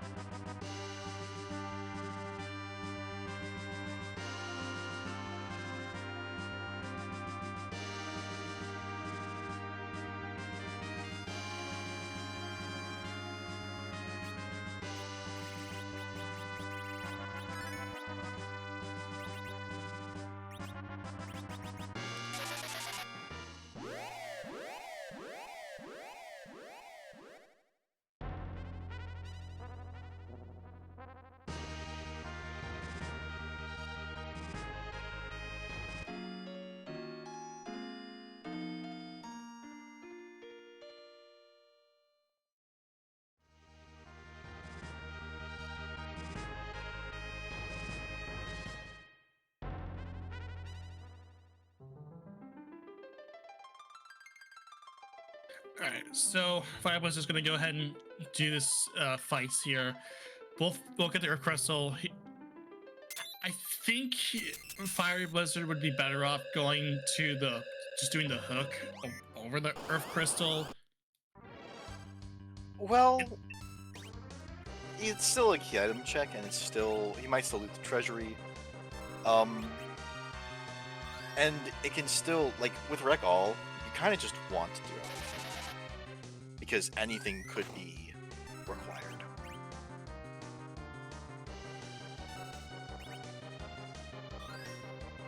Now, going down the hook route right away could be a good play because it's, opens you up to a lot more key item checks. I think either option is a valid choice here.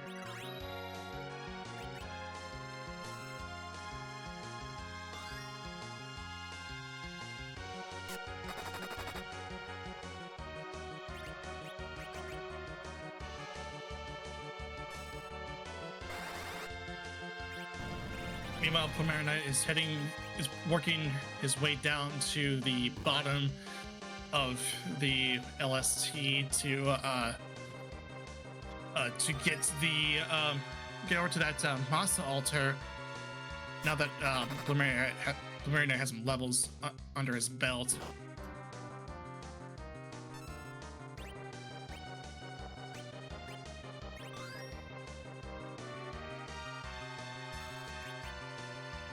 He's, of course, going to take another swing at this Bomb first, and hopefully gets through it this time. The pass would be very nice to have.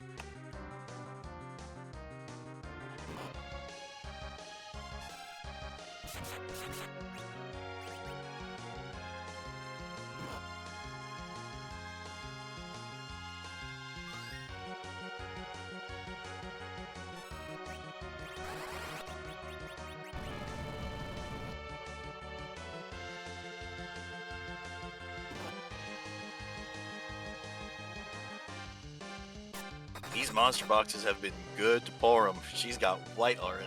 This might be a case of an over-leveled Zeromus party. Yeah, I mean, eventually this is going to get to a point where, like, yeah, this will be a pretty easy fight after dealing with this very, very tricky moon. Well, Zeromus still has the puzzle of agility. On Sea Hero, our hero's agility is our anchor, and if it gets... Porum's good in that if you overlevel her, she'll be in the 28 odd range of RA2. But if our runners sort of even out towards the end, I think Preliminary Knight might have an edge on this Zeromus fight, because he hasn't leveled quite as far, and so would be able to bring down to an RA1 Zeromus, to bring his party up to RA1 for the Zeromus fight. 2 RA1 Zerkers is better than 2 RA, 2 Zerkers.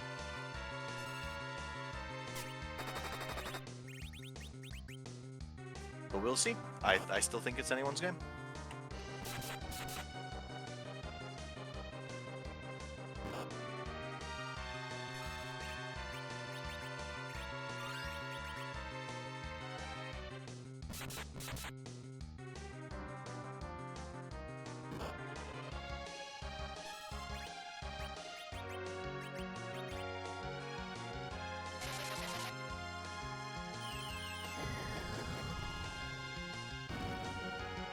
That's an Astro fight down.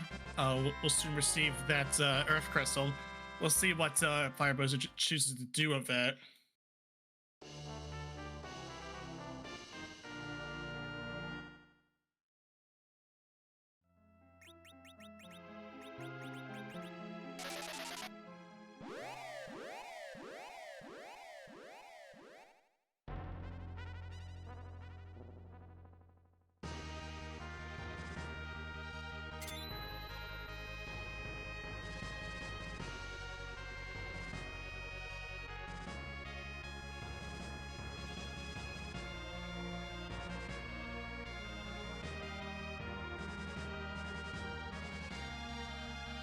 And now Primary Knight shall test if he has enough levels for this gauntlet.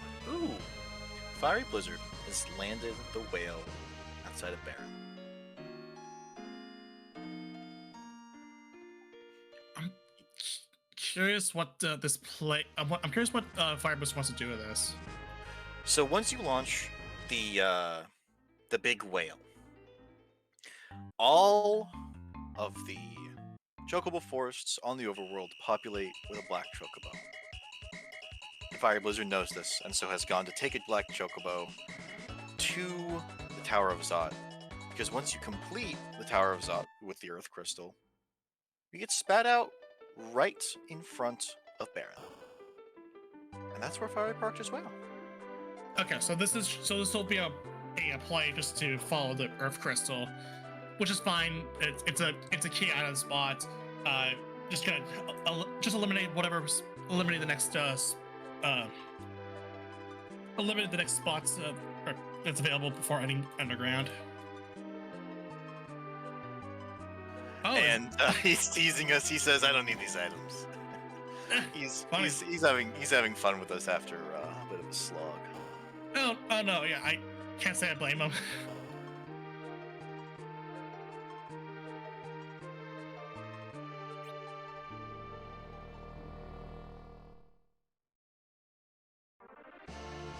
And while I'm sure that light sword would have been nice for Fiery Blizzard, with an Avenger in hand, you're not really missing.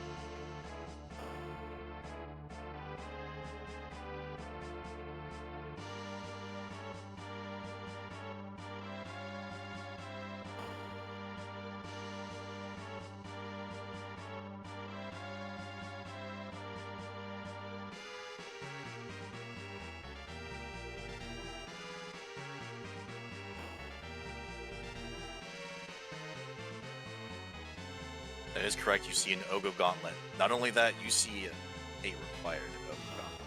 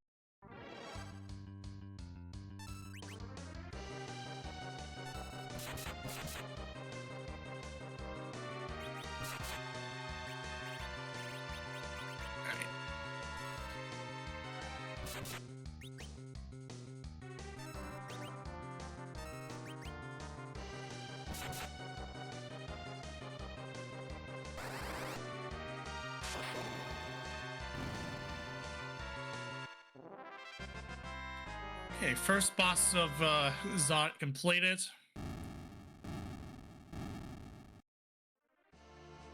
And now is a moment of divergence. Will Fiery take the Tala? I would be surprised, beyond surprised, if he took the Edward, but I wouldn't be surprised if he took the Tala.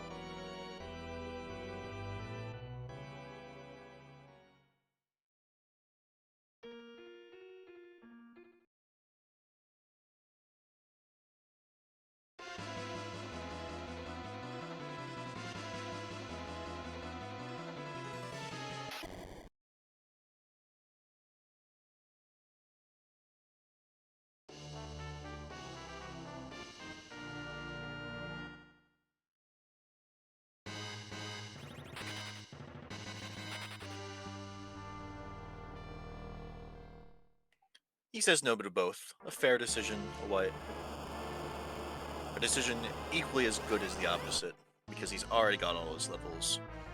Well, he's got levels enough that maybe he'll never need a Tala.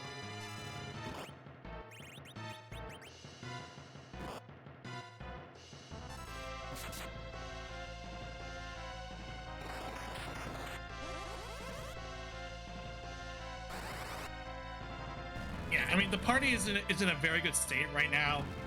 Sid has nearly 4,000 experience or 4,000 HP. You really don't need anything else. And Dave pointing it out. We have an Avenger, and that's... And Berserk, at this point, is 90% of the game. Auto Yeah. Berserk, even better.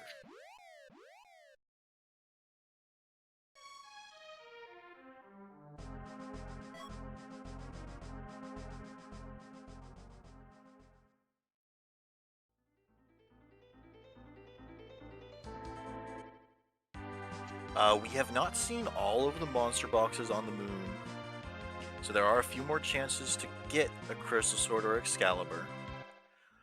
It is highly unlikely that our runners will get it at this point. Perhaps one of the several non-restreamed runners has dove even deeper into moon monster boxes to try and get that. I think at this point an Avenger is going to be the best sword we see on restream.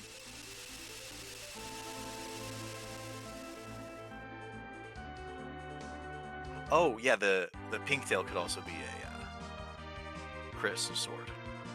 It's most likely Artemis Zeris.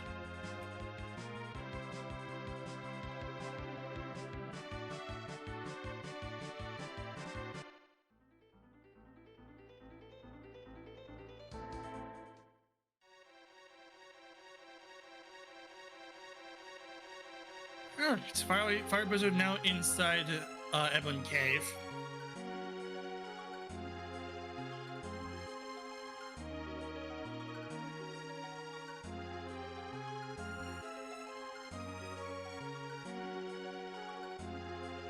In the process of just making the long trek down the hook route to finally get underground. Just in now reaching the 2-hour mark. I mean, it makes sense. This is the Lunar Racing Club. The underground's not necessary. Oh, free boss at the bottom of the hook route, though. That Hourglass 2 coming in useful. Hey, we've seen this guy. We've seen this guy before. Yeah, that's the guy. Unfortunately, this is Sino Dupes, so it will not be an additional paladin for Fiery Blizzard. And even if he really wanted it, he's already his levels or his XP is already his party's all good to go with XP, so he wouldn't really need another Cecil.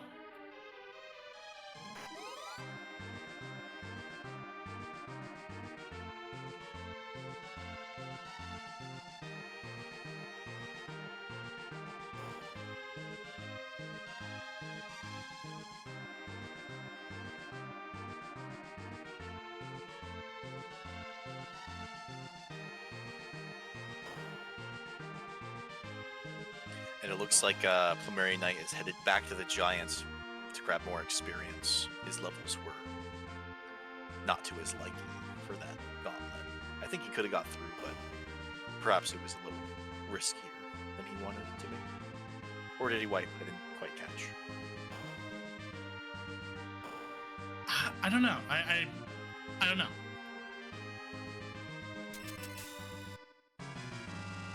It looks like that was a It looks like Plumeri Knight wiped out to a to the red D. That is unfortunate. Nothing a few more levels won't solve, right? At least we have. He's got Tela now. He could do a D. He could do a proper D machine and get to whatever level he wants to.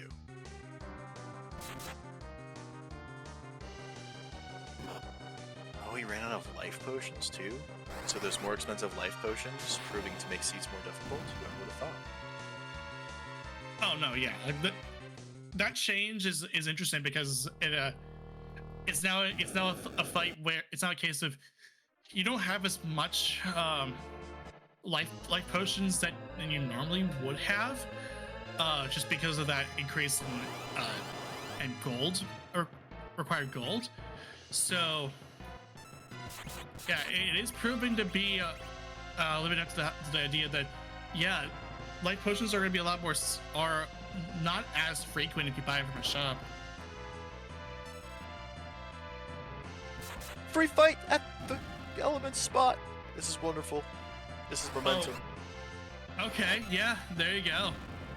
And Fiery Blizzard's off slot stone hit. Wonderful.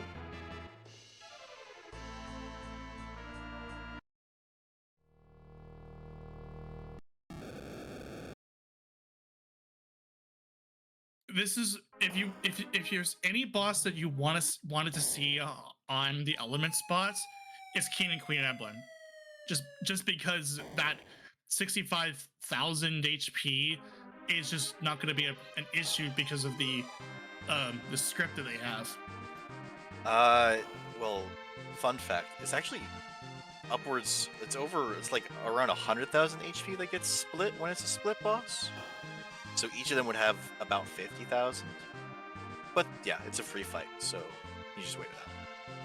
Well, yeah, I mean, it's still if it was any other fight, it would have been a complete nightmare to deal with, just because of that 65,000.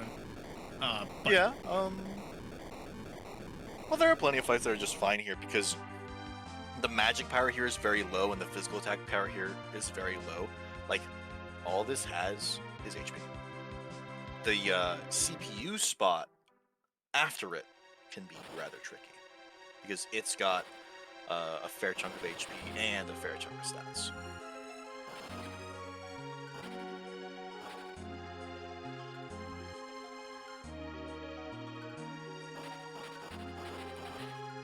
We're gonna go ahead and take a safety save. Not gonna take any chances, especially considering that this is that element spot was just a free fight.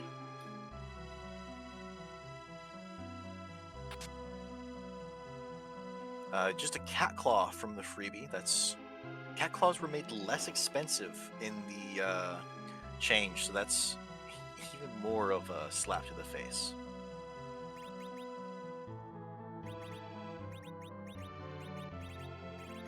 Octomam at the CPU spot. Not terrible.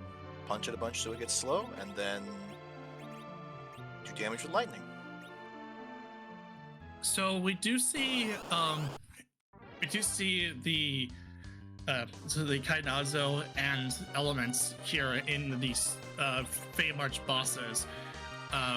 Fiery Bush is going to do the elements fight first. Yeah, and well, and he might be thinking, hopefully I can do this Kanyatsu fight never, because that's a terrible spot for that.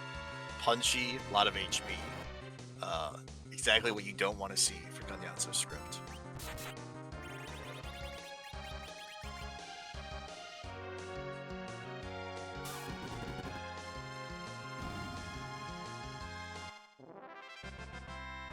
So that's a Plumeria gate through the giants, and Caesar said, Caesar said now, okay, that's kind of funny. An opportunity to retrieve his engineer. Will he take it? I don't know.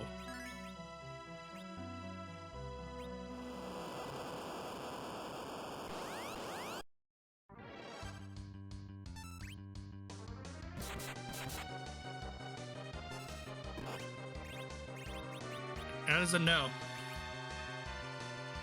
That was predictable because he threw with the engineer away once. He's gonna throw him away again. And this is a stop at the typo item shop to replenish the supply of life potions, I believe. At this point, you have enough. You have plenty of money to work with, so you'll be able to get more. You should be able to get a lot more now. Yeah, that's a 90 stack. That's a very rebellious 90 stack. I'm sure Plumeria Knight is no longer a fan of the change if he was before. Yeah, I think now, like, given that what you have the life potions are like, you have to get them like late. It's I don't know.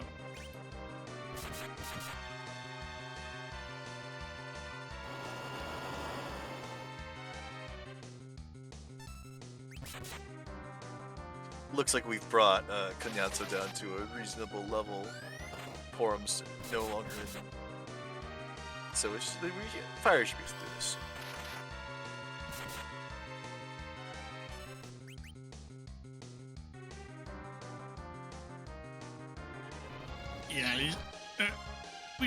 we should eventually see Kainazo going to hide in the shell, because we are doing a good enough damage here.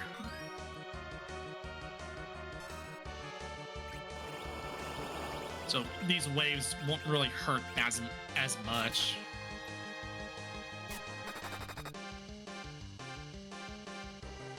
Doesn't mean we want to see him. He's going to throw rage those waves away. And that should buy him a bit more time for a water phase, until another water phase. And there's a shell hide.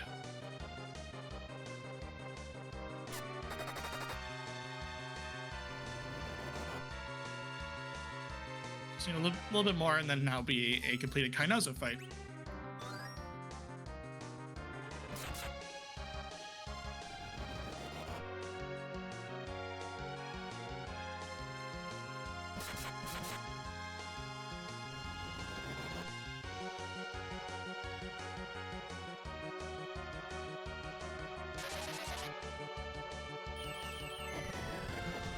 He's gonna throw out a white cast, and that will do it. I believe the white cast was necessary to get through that more than 100 HP at a time, considering the damage numbers we were seeing. Right? Yeah. A hard zonk. Yeah. So it's looking more and more like that music was required, because they have the tower key in hand. Yeah. We slept on it earlier, since that twin harp was very early on, and that music check was done relatively early on too. So we might start seeing this a tower play here after this dwarf castle play.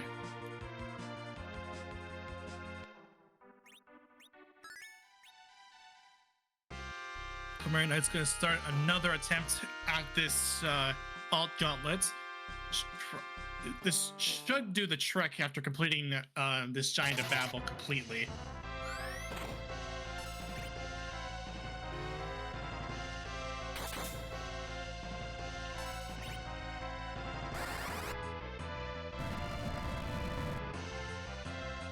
First boss on the Dwarf Castle is a Val.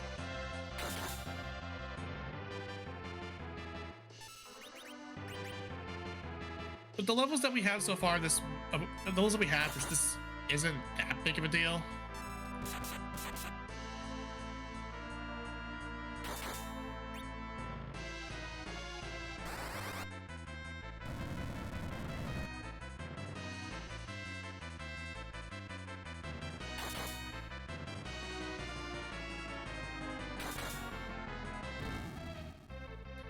First Evil Mask down for Plumeri Knights into the second fight.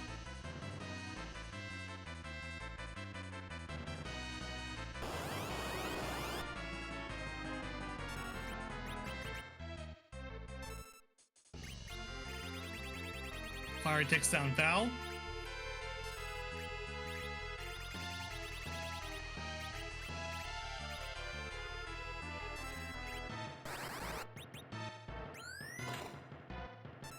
I'm hoping this is Lunars and not Wyvern, because it is not it's not Witchburn or Wyvern, it's just regular Wyvern. And now I hope we never see Wyvern, because the remaining spots are rude. Yeah, hopefully this if we don't see a sparkle here, this would be great. Otherwise, ooh, tighten your seatbelts. We're in for another wild ride, or another fun ride, I should say. Oh, okay. Wyvern here would have been fine because it's got one multiplier, and it's only gonna do like 1,500 damage at most if I had the HP to tank it.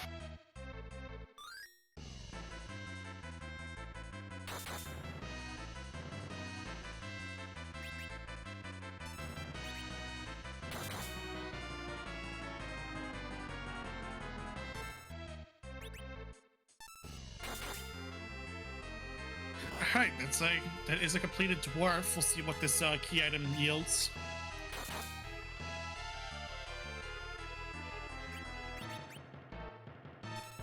Oh, there's the pigtail. Pigtail.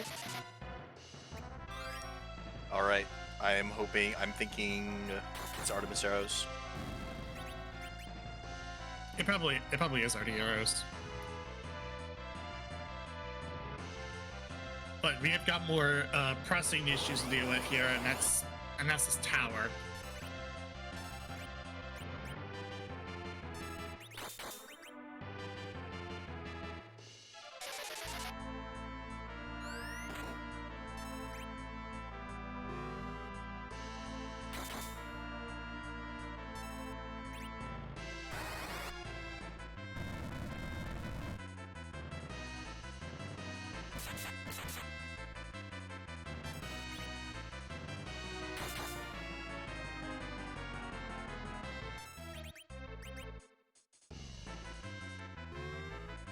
I think Fire Blizzard will do.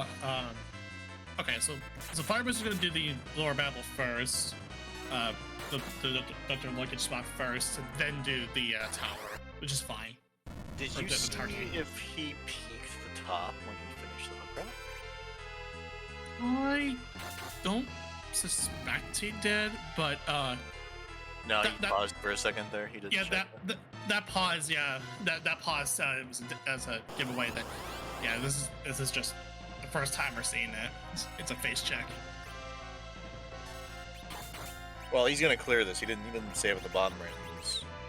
This is key item check. It's a Mylon variant, which is not a bad sight.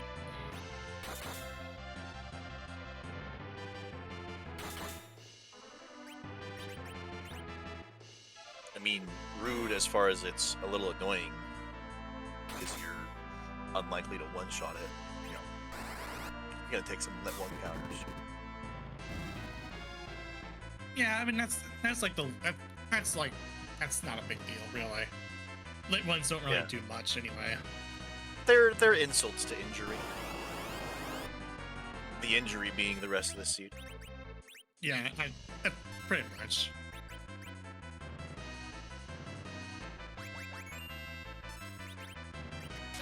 Yeah, like these lit ones are not doing much at this point in the game because they're handling for one or they're missing because 0 it means a miss.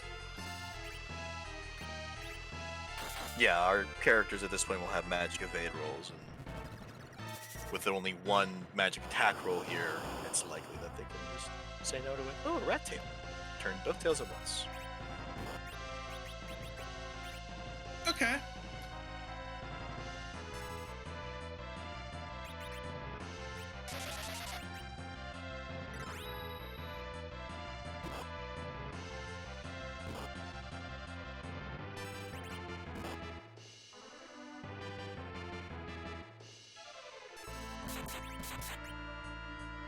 So we do have another key item that we can find out what it is.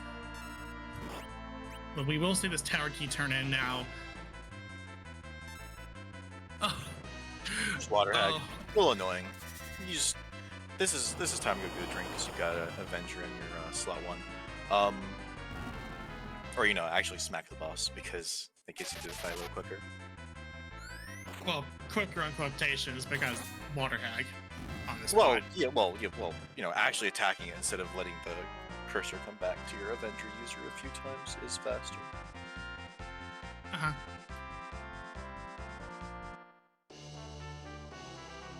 And hey!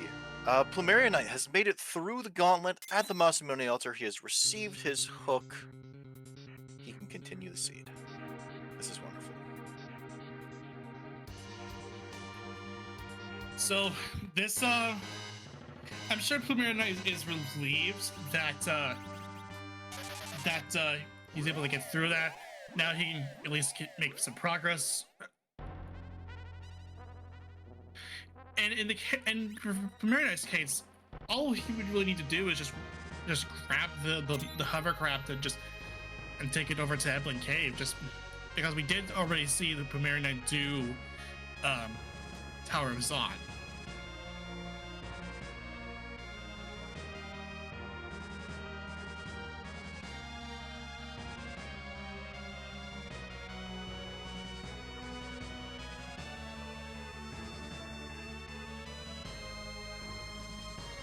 So the route to our progression is either here or at Sheila 1, right? Yeah, so it either if this is the Baron key, that means that music was required all this time. And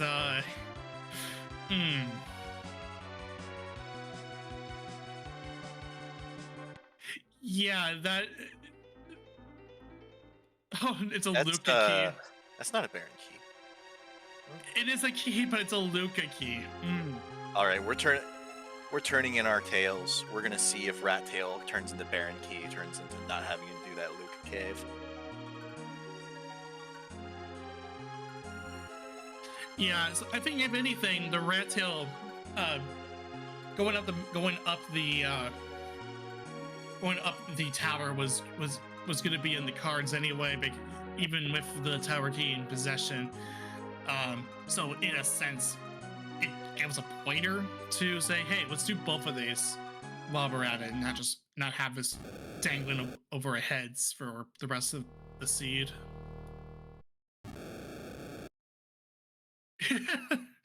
There's the magma key. So that's the wrong key. So we could go underground if we wanted to, just saying. Well, no, we don't want to go underground. That's why we came here and turned in the tails. But hey, it's an Avenger. So that's a nice start.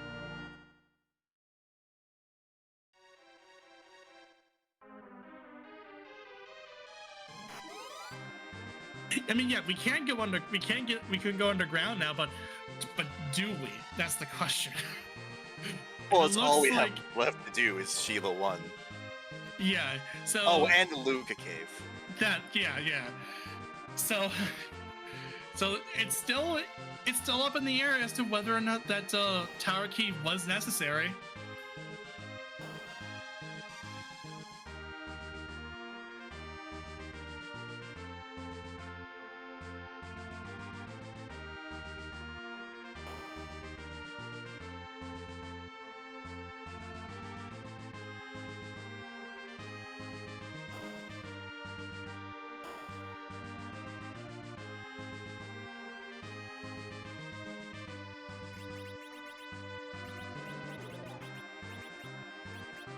Knight is gonna get ready for this upper battle bosses. For these upper battle bosses, rather.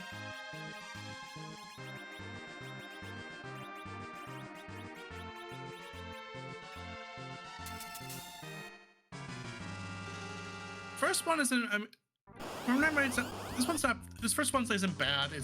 We've got enough XP we've got enough levels to take this down without having to worry about an Odin attack.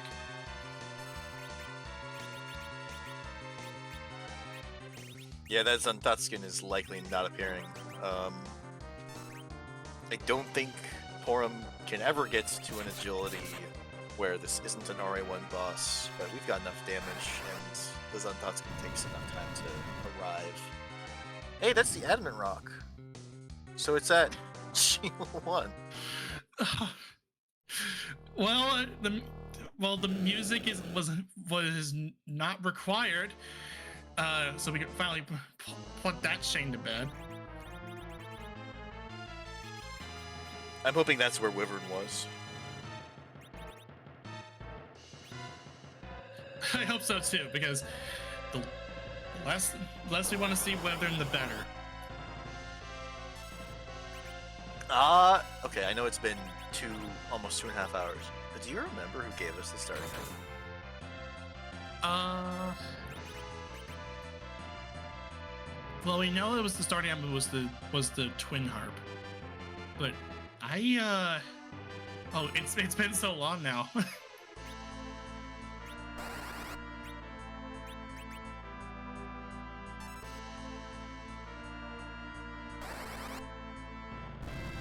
In either case, Fire Blizzard is going to start the Shield of 1, the Shield chain, and do the, and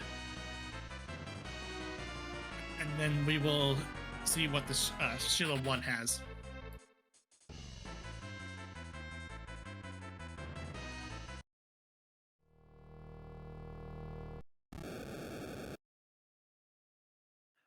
Checking the tapes, it was a Mylon variant at the Beigen spot, which we know is Mylon Z, and that's a vanilla pan. That makes 3 key items at their vanilla locations in this seed. What does that mean? Given the way this has gone, nothing surprises me anymore. So.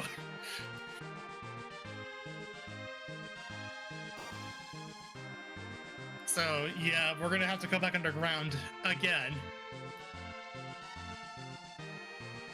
So that we can wake up Yang with this newly acquired pan. Just do the full vanilla sequence. To answer a question in the chat, yes, Fiery did do the Fae merge, and nothing was found from it. Looks like looks like Plumerian Knight. It might be going immediately up Tower of Babel, since he landed there after completing the hook route.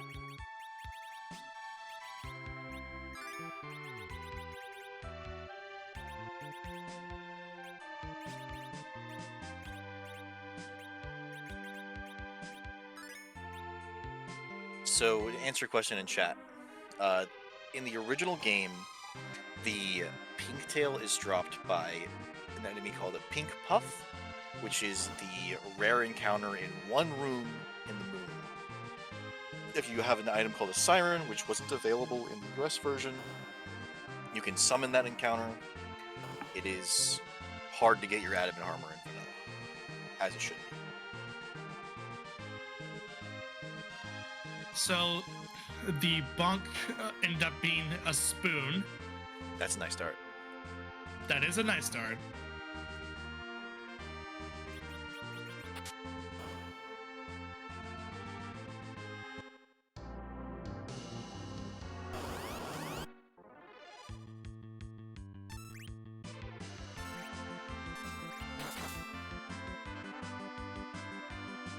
So this means now that the turn-in will result in the Baron Key.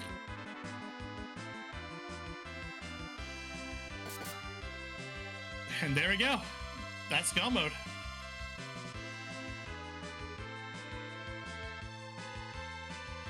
And retroactively 17 of 17.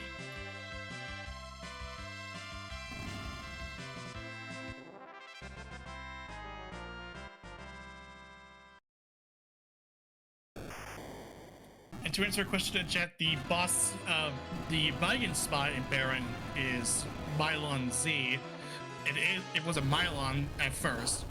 We already knew which one other than Mylon, and that was Mylon and Friends on the Dr. Luge spot.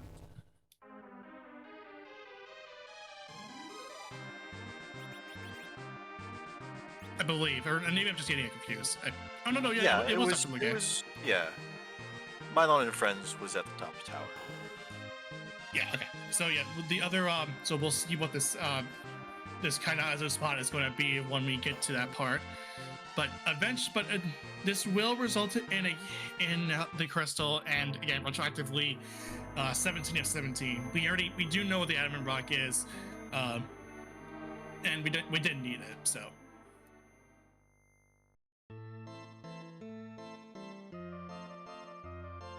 yeah, all we know about the Adamant rock is that it's at a place where a lot of bosses become a lot spookier, which is the sealed cave.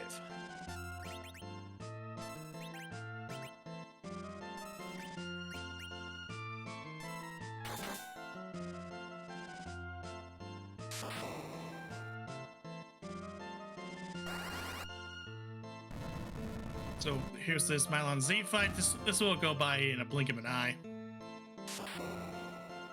In theory, it will.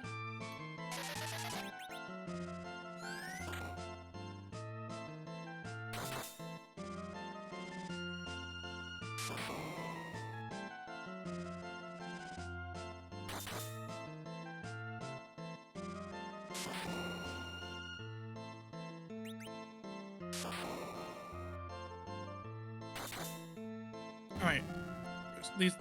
The penultimate boss before for Z is Dr. Luge.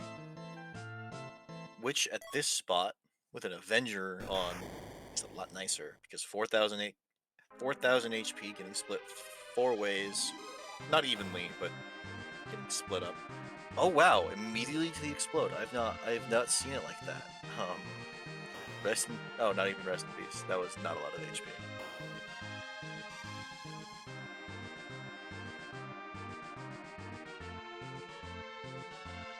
These spots are rather slow, so it's not a surprise that we got through them without getting any of the dialogue from the infamous Doctor dialogue.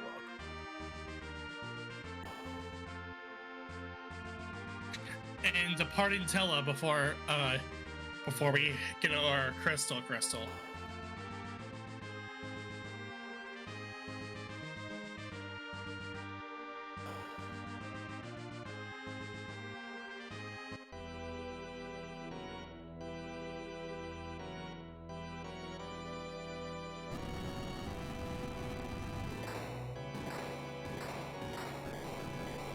So this won't result in any key items. It's just a find, like some item.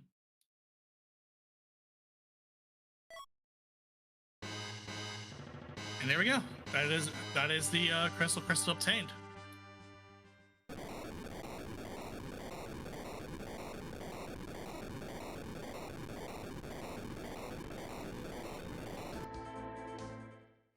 And for funsies, it appears Fiery is taking another Black Chocobo out to Zot.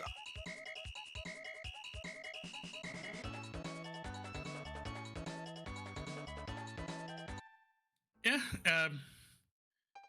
At this point, all we really need to do is just get ourselves saved, get some equipment going, just check our stats, see what we're looking at, and then we're just off to fighting up to Z. With all the extra levels acquired, Fiery did not gain enough levels for Porum to gain an extra point of agility and reach 28, which would be the point at which Zeromus would be relative agility 2. And so he had to put the heroin robe on to get that more favorable turn order. Okay. Hassle's gonna get turned in here. We're about ready to see a familiar face. So I'll make it quick here. Z is way too big and way too dangerous to be put into the main boss pool.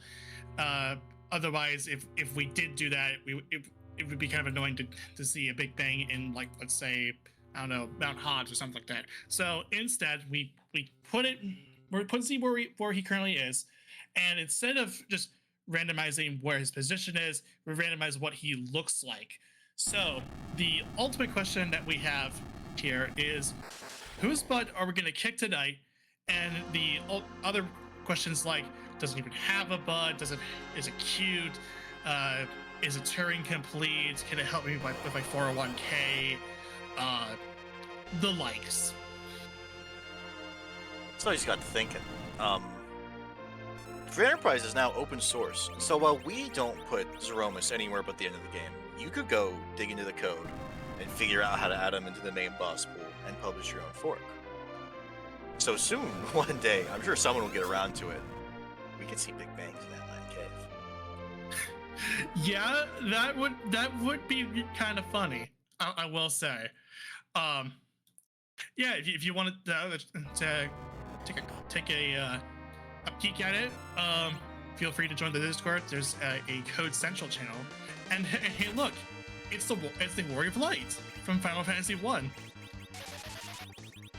Well, one Warrior of Light, because Square Enix is likes to think that 4 Warriors of Light makes no sense, so we just reuse one of Amano's artwork for the one Warrior of Light that you see in the game, and just make that the character you see, the Warrior of Light that you see whenever he shows up.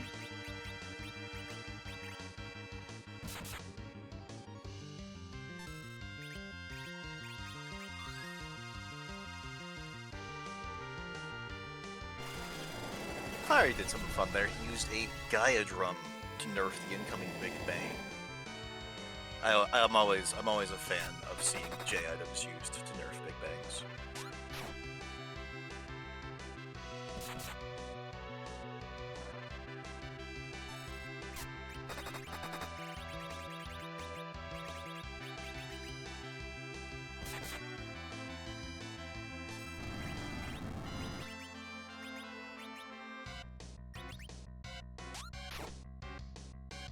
You know, that's a good question, Joe. I don't know if Fiery Cecil is backroad. I hope so. Yeah, I hope so too. Just this would make things a lot more easier. There's a big thing. I don't think he's Zerg glitched anything. So if you think those vendor numbers are low, he probably just isn't backroad.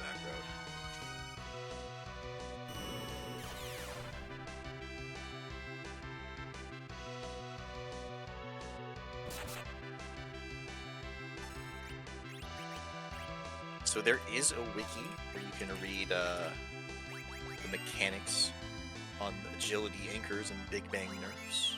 It's linked in chat. Yeah, I think it'd be better to describe how Big Bang nerfs work in a nutshell. Yeah. So Zeromus' spell power is set when he queues up. Is set at the beginning of the a script. So, and it's set right before he uses the Big Bang. He has a counterattack where if you cast a spell on him, he'll cast Nuke, and when he casts Nuke, the game sets his spell power a lot lower, so that the Nuke doesn't just one-shot a party member, because Nuke has a lot of spell power. If you can time a spell attack, doesn't have to be a direct spell, it could be a J item, like what Fiery Blizzard did at the beginning of the battle.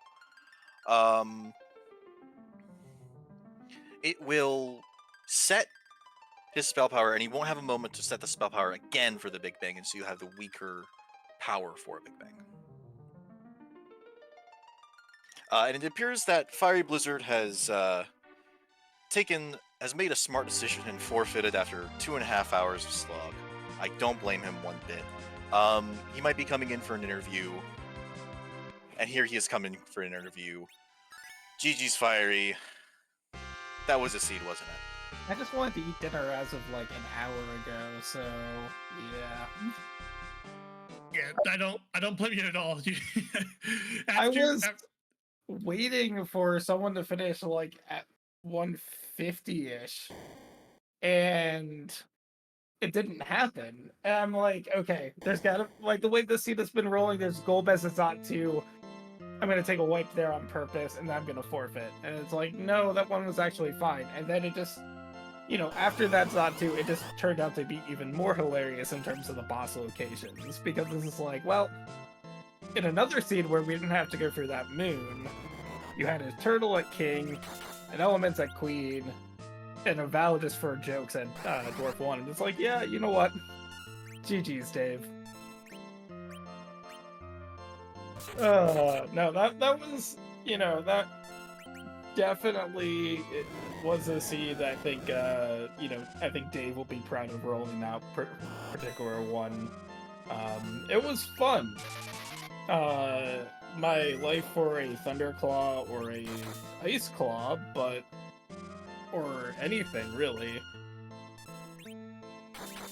Be sad if there's one in like a weapon shop in Troya. It wouldn't be there, because Thunderclaw is tier 4, isn't it? Well, an Ice Claw would have also been nice. Oh yeah, that would have been nice. That's tier 3. Yeah. Mm-hmm. No, probably best not to check. Probably not.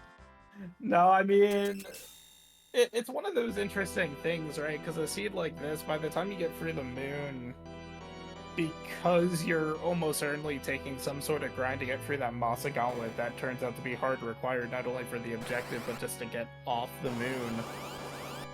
Like, the rest of the seed, it doesn't matter what bosses wear, right? It's just like, well, go find the key item that you're missing, or the key items that you're missing, and really, like, if I wanted to do a standard Zeromus fight, I could have, but where's the fun in that? True. So you were going for a Quint Zerk then? I was, and then I realized I berserked up Porum first. I was like, wait a minute. I was like hoping that Rydio would get a turn to use Ashura. And that didn't work either.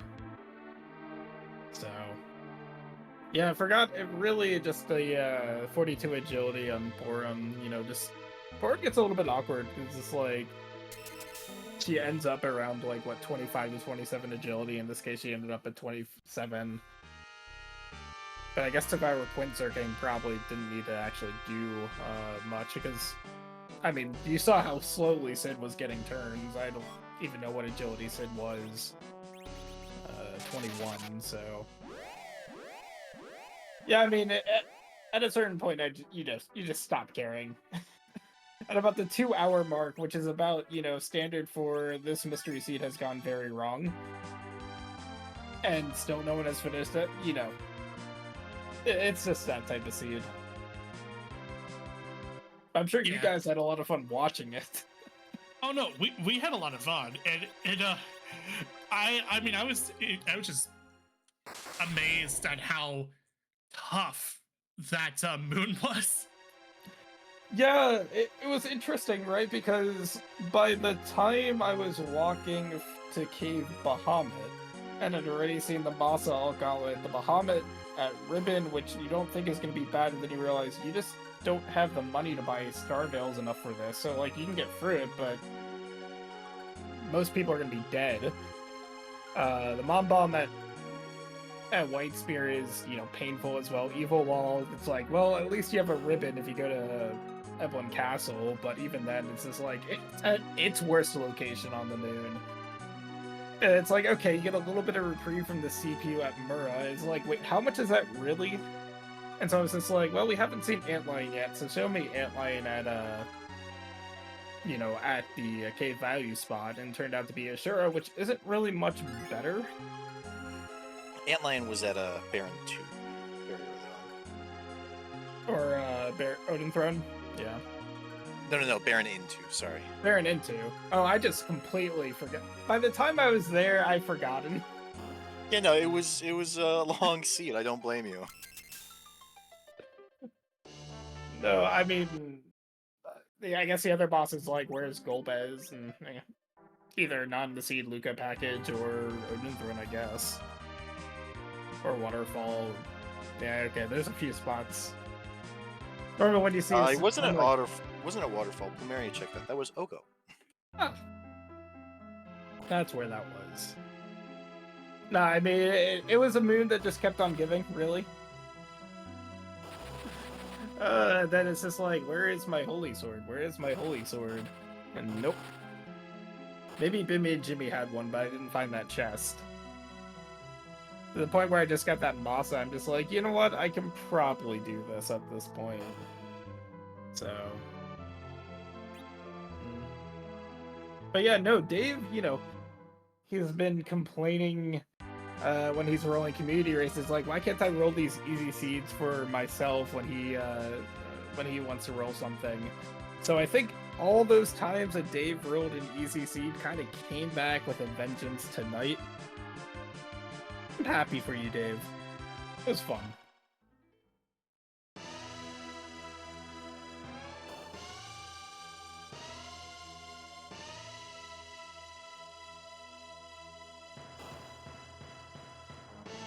But yeah, I mean, unless you guys have any other questions for me. I got nothing else to really comment. What do you think of the life potion price change? It's fine.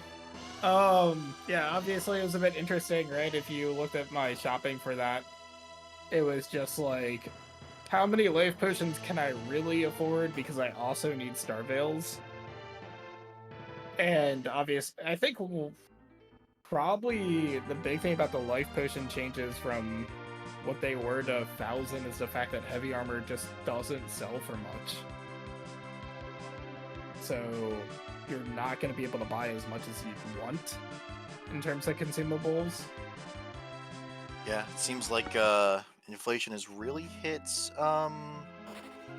free enterprise rather hard. At least for the potions. Oh yeah, no, I'm watching the stream right now on, through the Discord. I see Blumeri Knight doing the other thing that I thought was pretty hilarious this seed, which was, of course, the vanilla pan required into the Baron key, because of course it was. But no, with that, like I said, it's probably even too late for me to really want to eat something, but I do want to thank you, Professor Endurance Chrysler, for commentating this, which I assume for all of us this has been a longer night than any of us has really thought it was going to be. Narracad for pressing those buttons after 2+ hours. Dave, I guess again, GG's. I'm sure we'll talk soon anyways. But with that, I do want to give everyone have a good night, and well, looking forward to more of these races. Yeah, GG's. Yeah, once again, GG. Yeah, Fiery was talking about expecting someone to finish at like the hour 50 mark. The first finisher of this race was Judge Joe in first place with a time of 2 hours, 18 minutes, and 18 seconds. This seed has been kind to no one. Yeah, and I don't know. It's been a ride, that's for sure.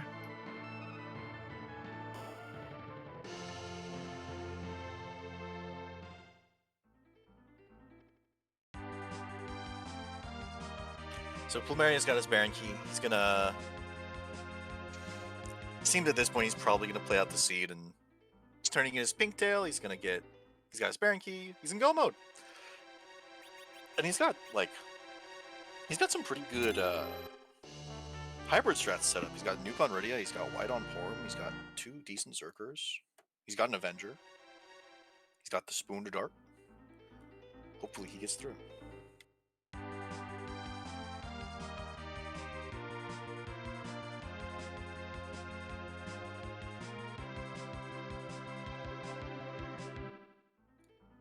And looks like just gonna go ahead and set up some more, get the party set up and ready for the Z fight as well. He threw away the spoon. Wonderful. He doesn't need that. He has an Avenger.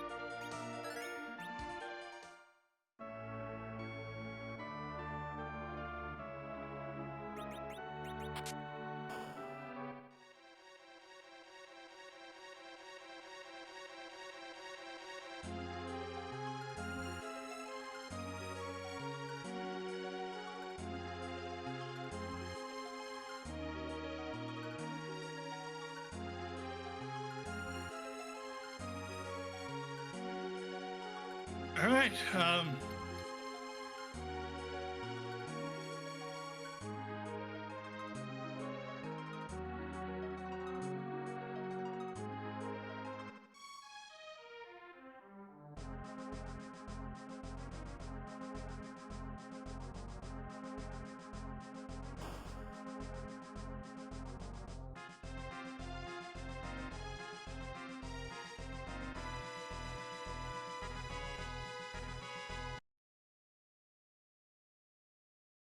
All right, this is a Mile 1 Z fight now for Primary Night.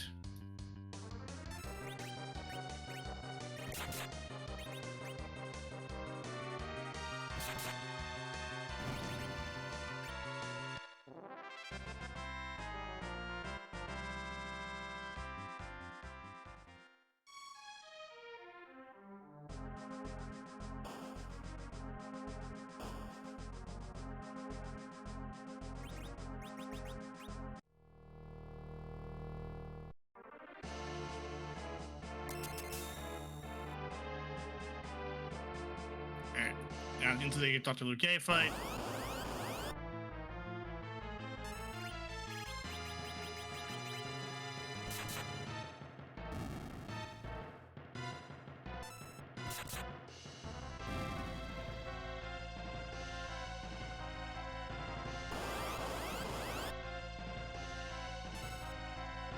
I wonder if Porum has enough extra agility to have crossed another relative mark, or if his radio is just that much faster, because the Battle Lab didn't blow up there.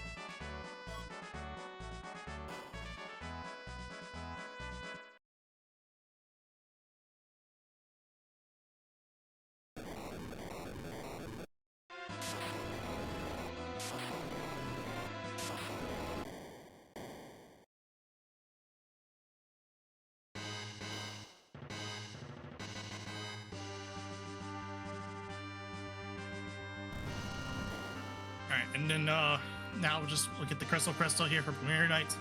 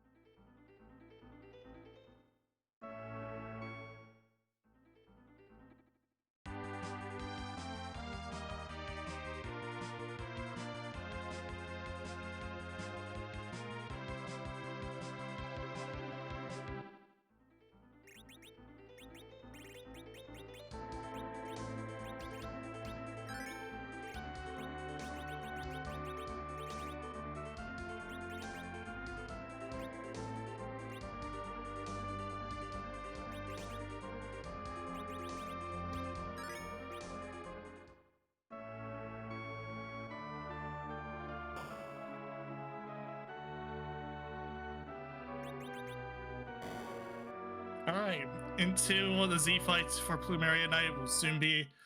Well, the pass has already been turned in. We'll see in just a second.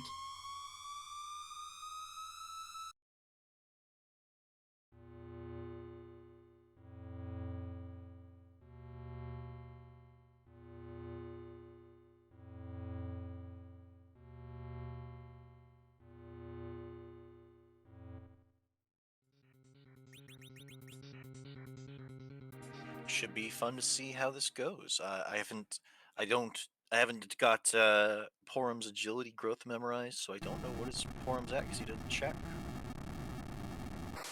Hopefully it's in that range for RA2.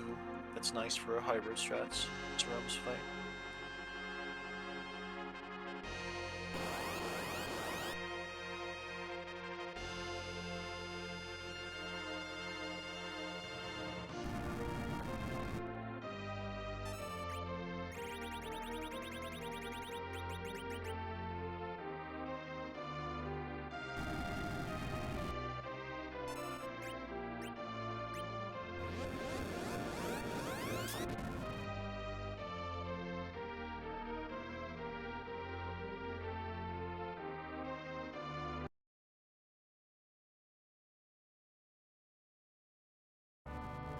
Alright, now into the world of light fights here, which is also Z, yes. Zeromus.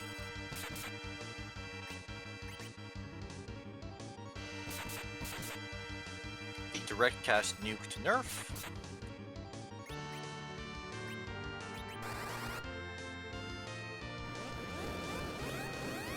With these HP totals, this can really hit anyone because because if it hits Tella, he's cast Berserk. He's done his job. And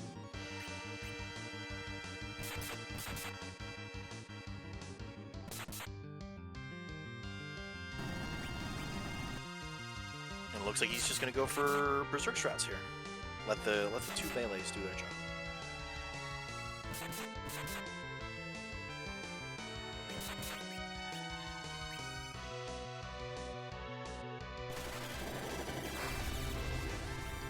It seems that this is a timing that Pomerian Knight is rather familiar with because he knew how many actions his party was going to take before the Big Bang came out. With these HP totals, it should be a pretty nice and a rhythmic fight.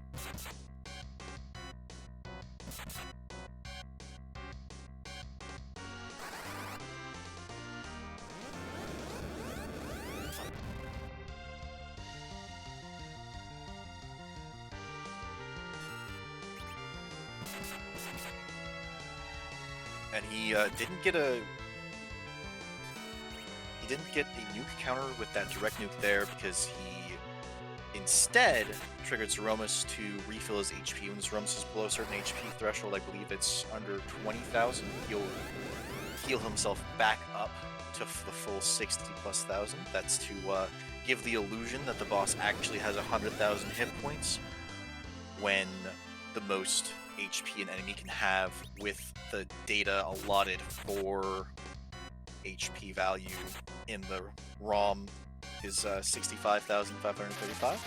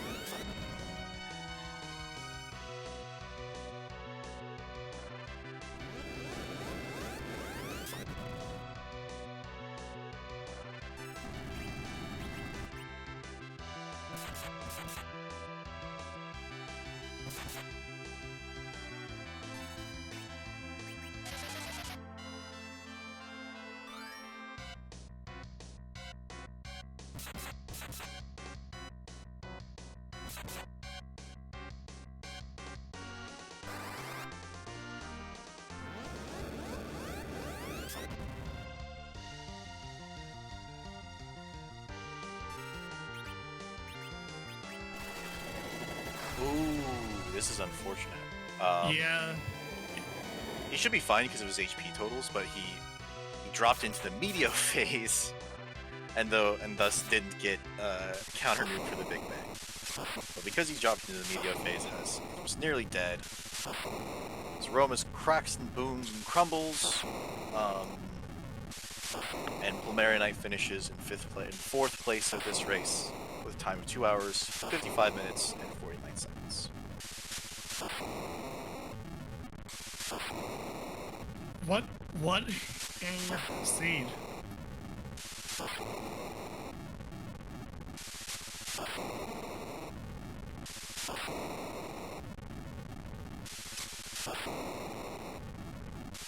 And it seems Pomerian Knight will be joining us to air grievances shortly, and there is Pomerian Knight. Welcome, GG. How was this? You know, could have been better.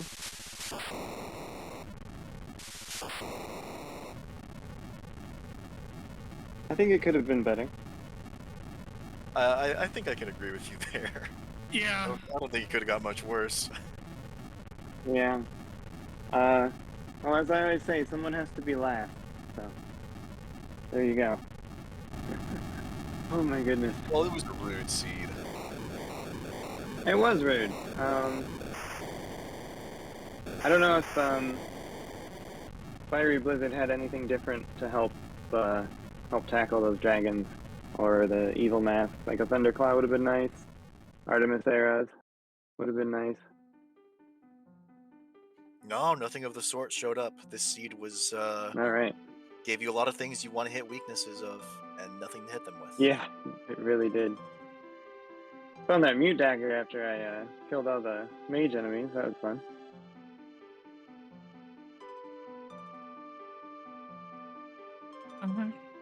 I don't really have anything else to really say. Honestly, the scene speaks for itself. Honestly. Yeah, I'd say it does. How did you feel when going up the Tower of Zot? You know, having seen 5 of the 7 characters, you're faced with Tella. I was actually pretty pleased because that's second flank and second berserk that hopefully can be slotted into the turn order nicely. And how did you feel about Edward? Not good at all. I was really hoping for Rosa there. Yeah, I'm glad you took the Tella. It was nice to see Yeah. that your parties diverged in that way, because Fiery stayed on the moon until he could clear, well, until he could clear everything, and so didn't go to Zot. Yeah. He already had no need to change up his party. I mean, that was probably the better strategy. I think I walked the moon like 6 times, so, and there's only 5 altars. That's the moon's fault. I think we blame the moon on this one. We blame the moon on everything for this seed. Yeah, well, it was a fun one at least. So. Well, I'm glad you have fun. It was certainly fun to commentate. Good. I will let y'all go. It's been a long seed. So. Yeah, I don't blame you. For the rest of your night.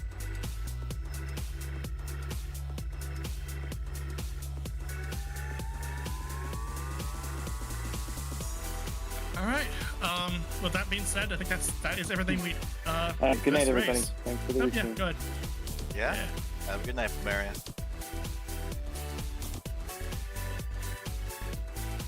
And that brings us to the end of our broadcast, to the end of a rather long seed, a battle between our. I think the seed won this fight, don't you? Yeah, I do. I believe so too. And if you want to see our runners suffer a little more, on Sunday at 3 p.m. Eastern, we'll be having a restream of the Wacky Races Club, where the Wacky of the Week is unstackable. You can have one item in a set, and that's it. Well, I was Scarcerer. I'm Professor Vendor. We had Enja Dave on restream, and Narakat on tracking. Have a good night, y'all. Good night.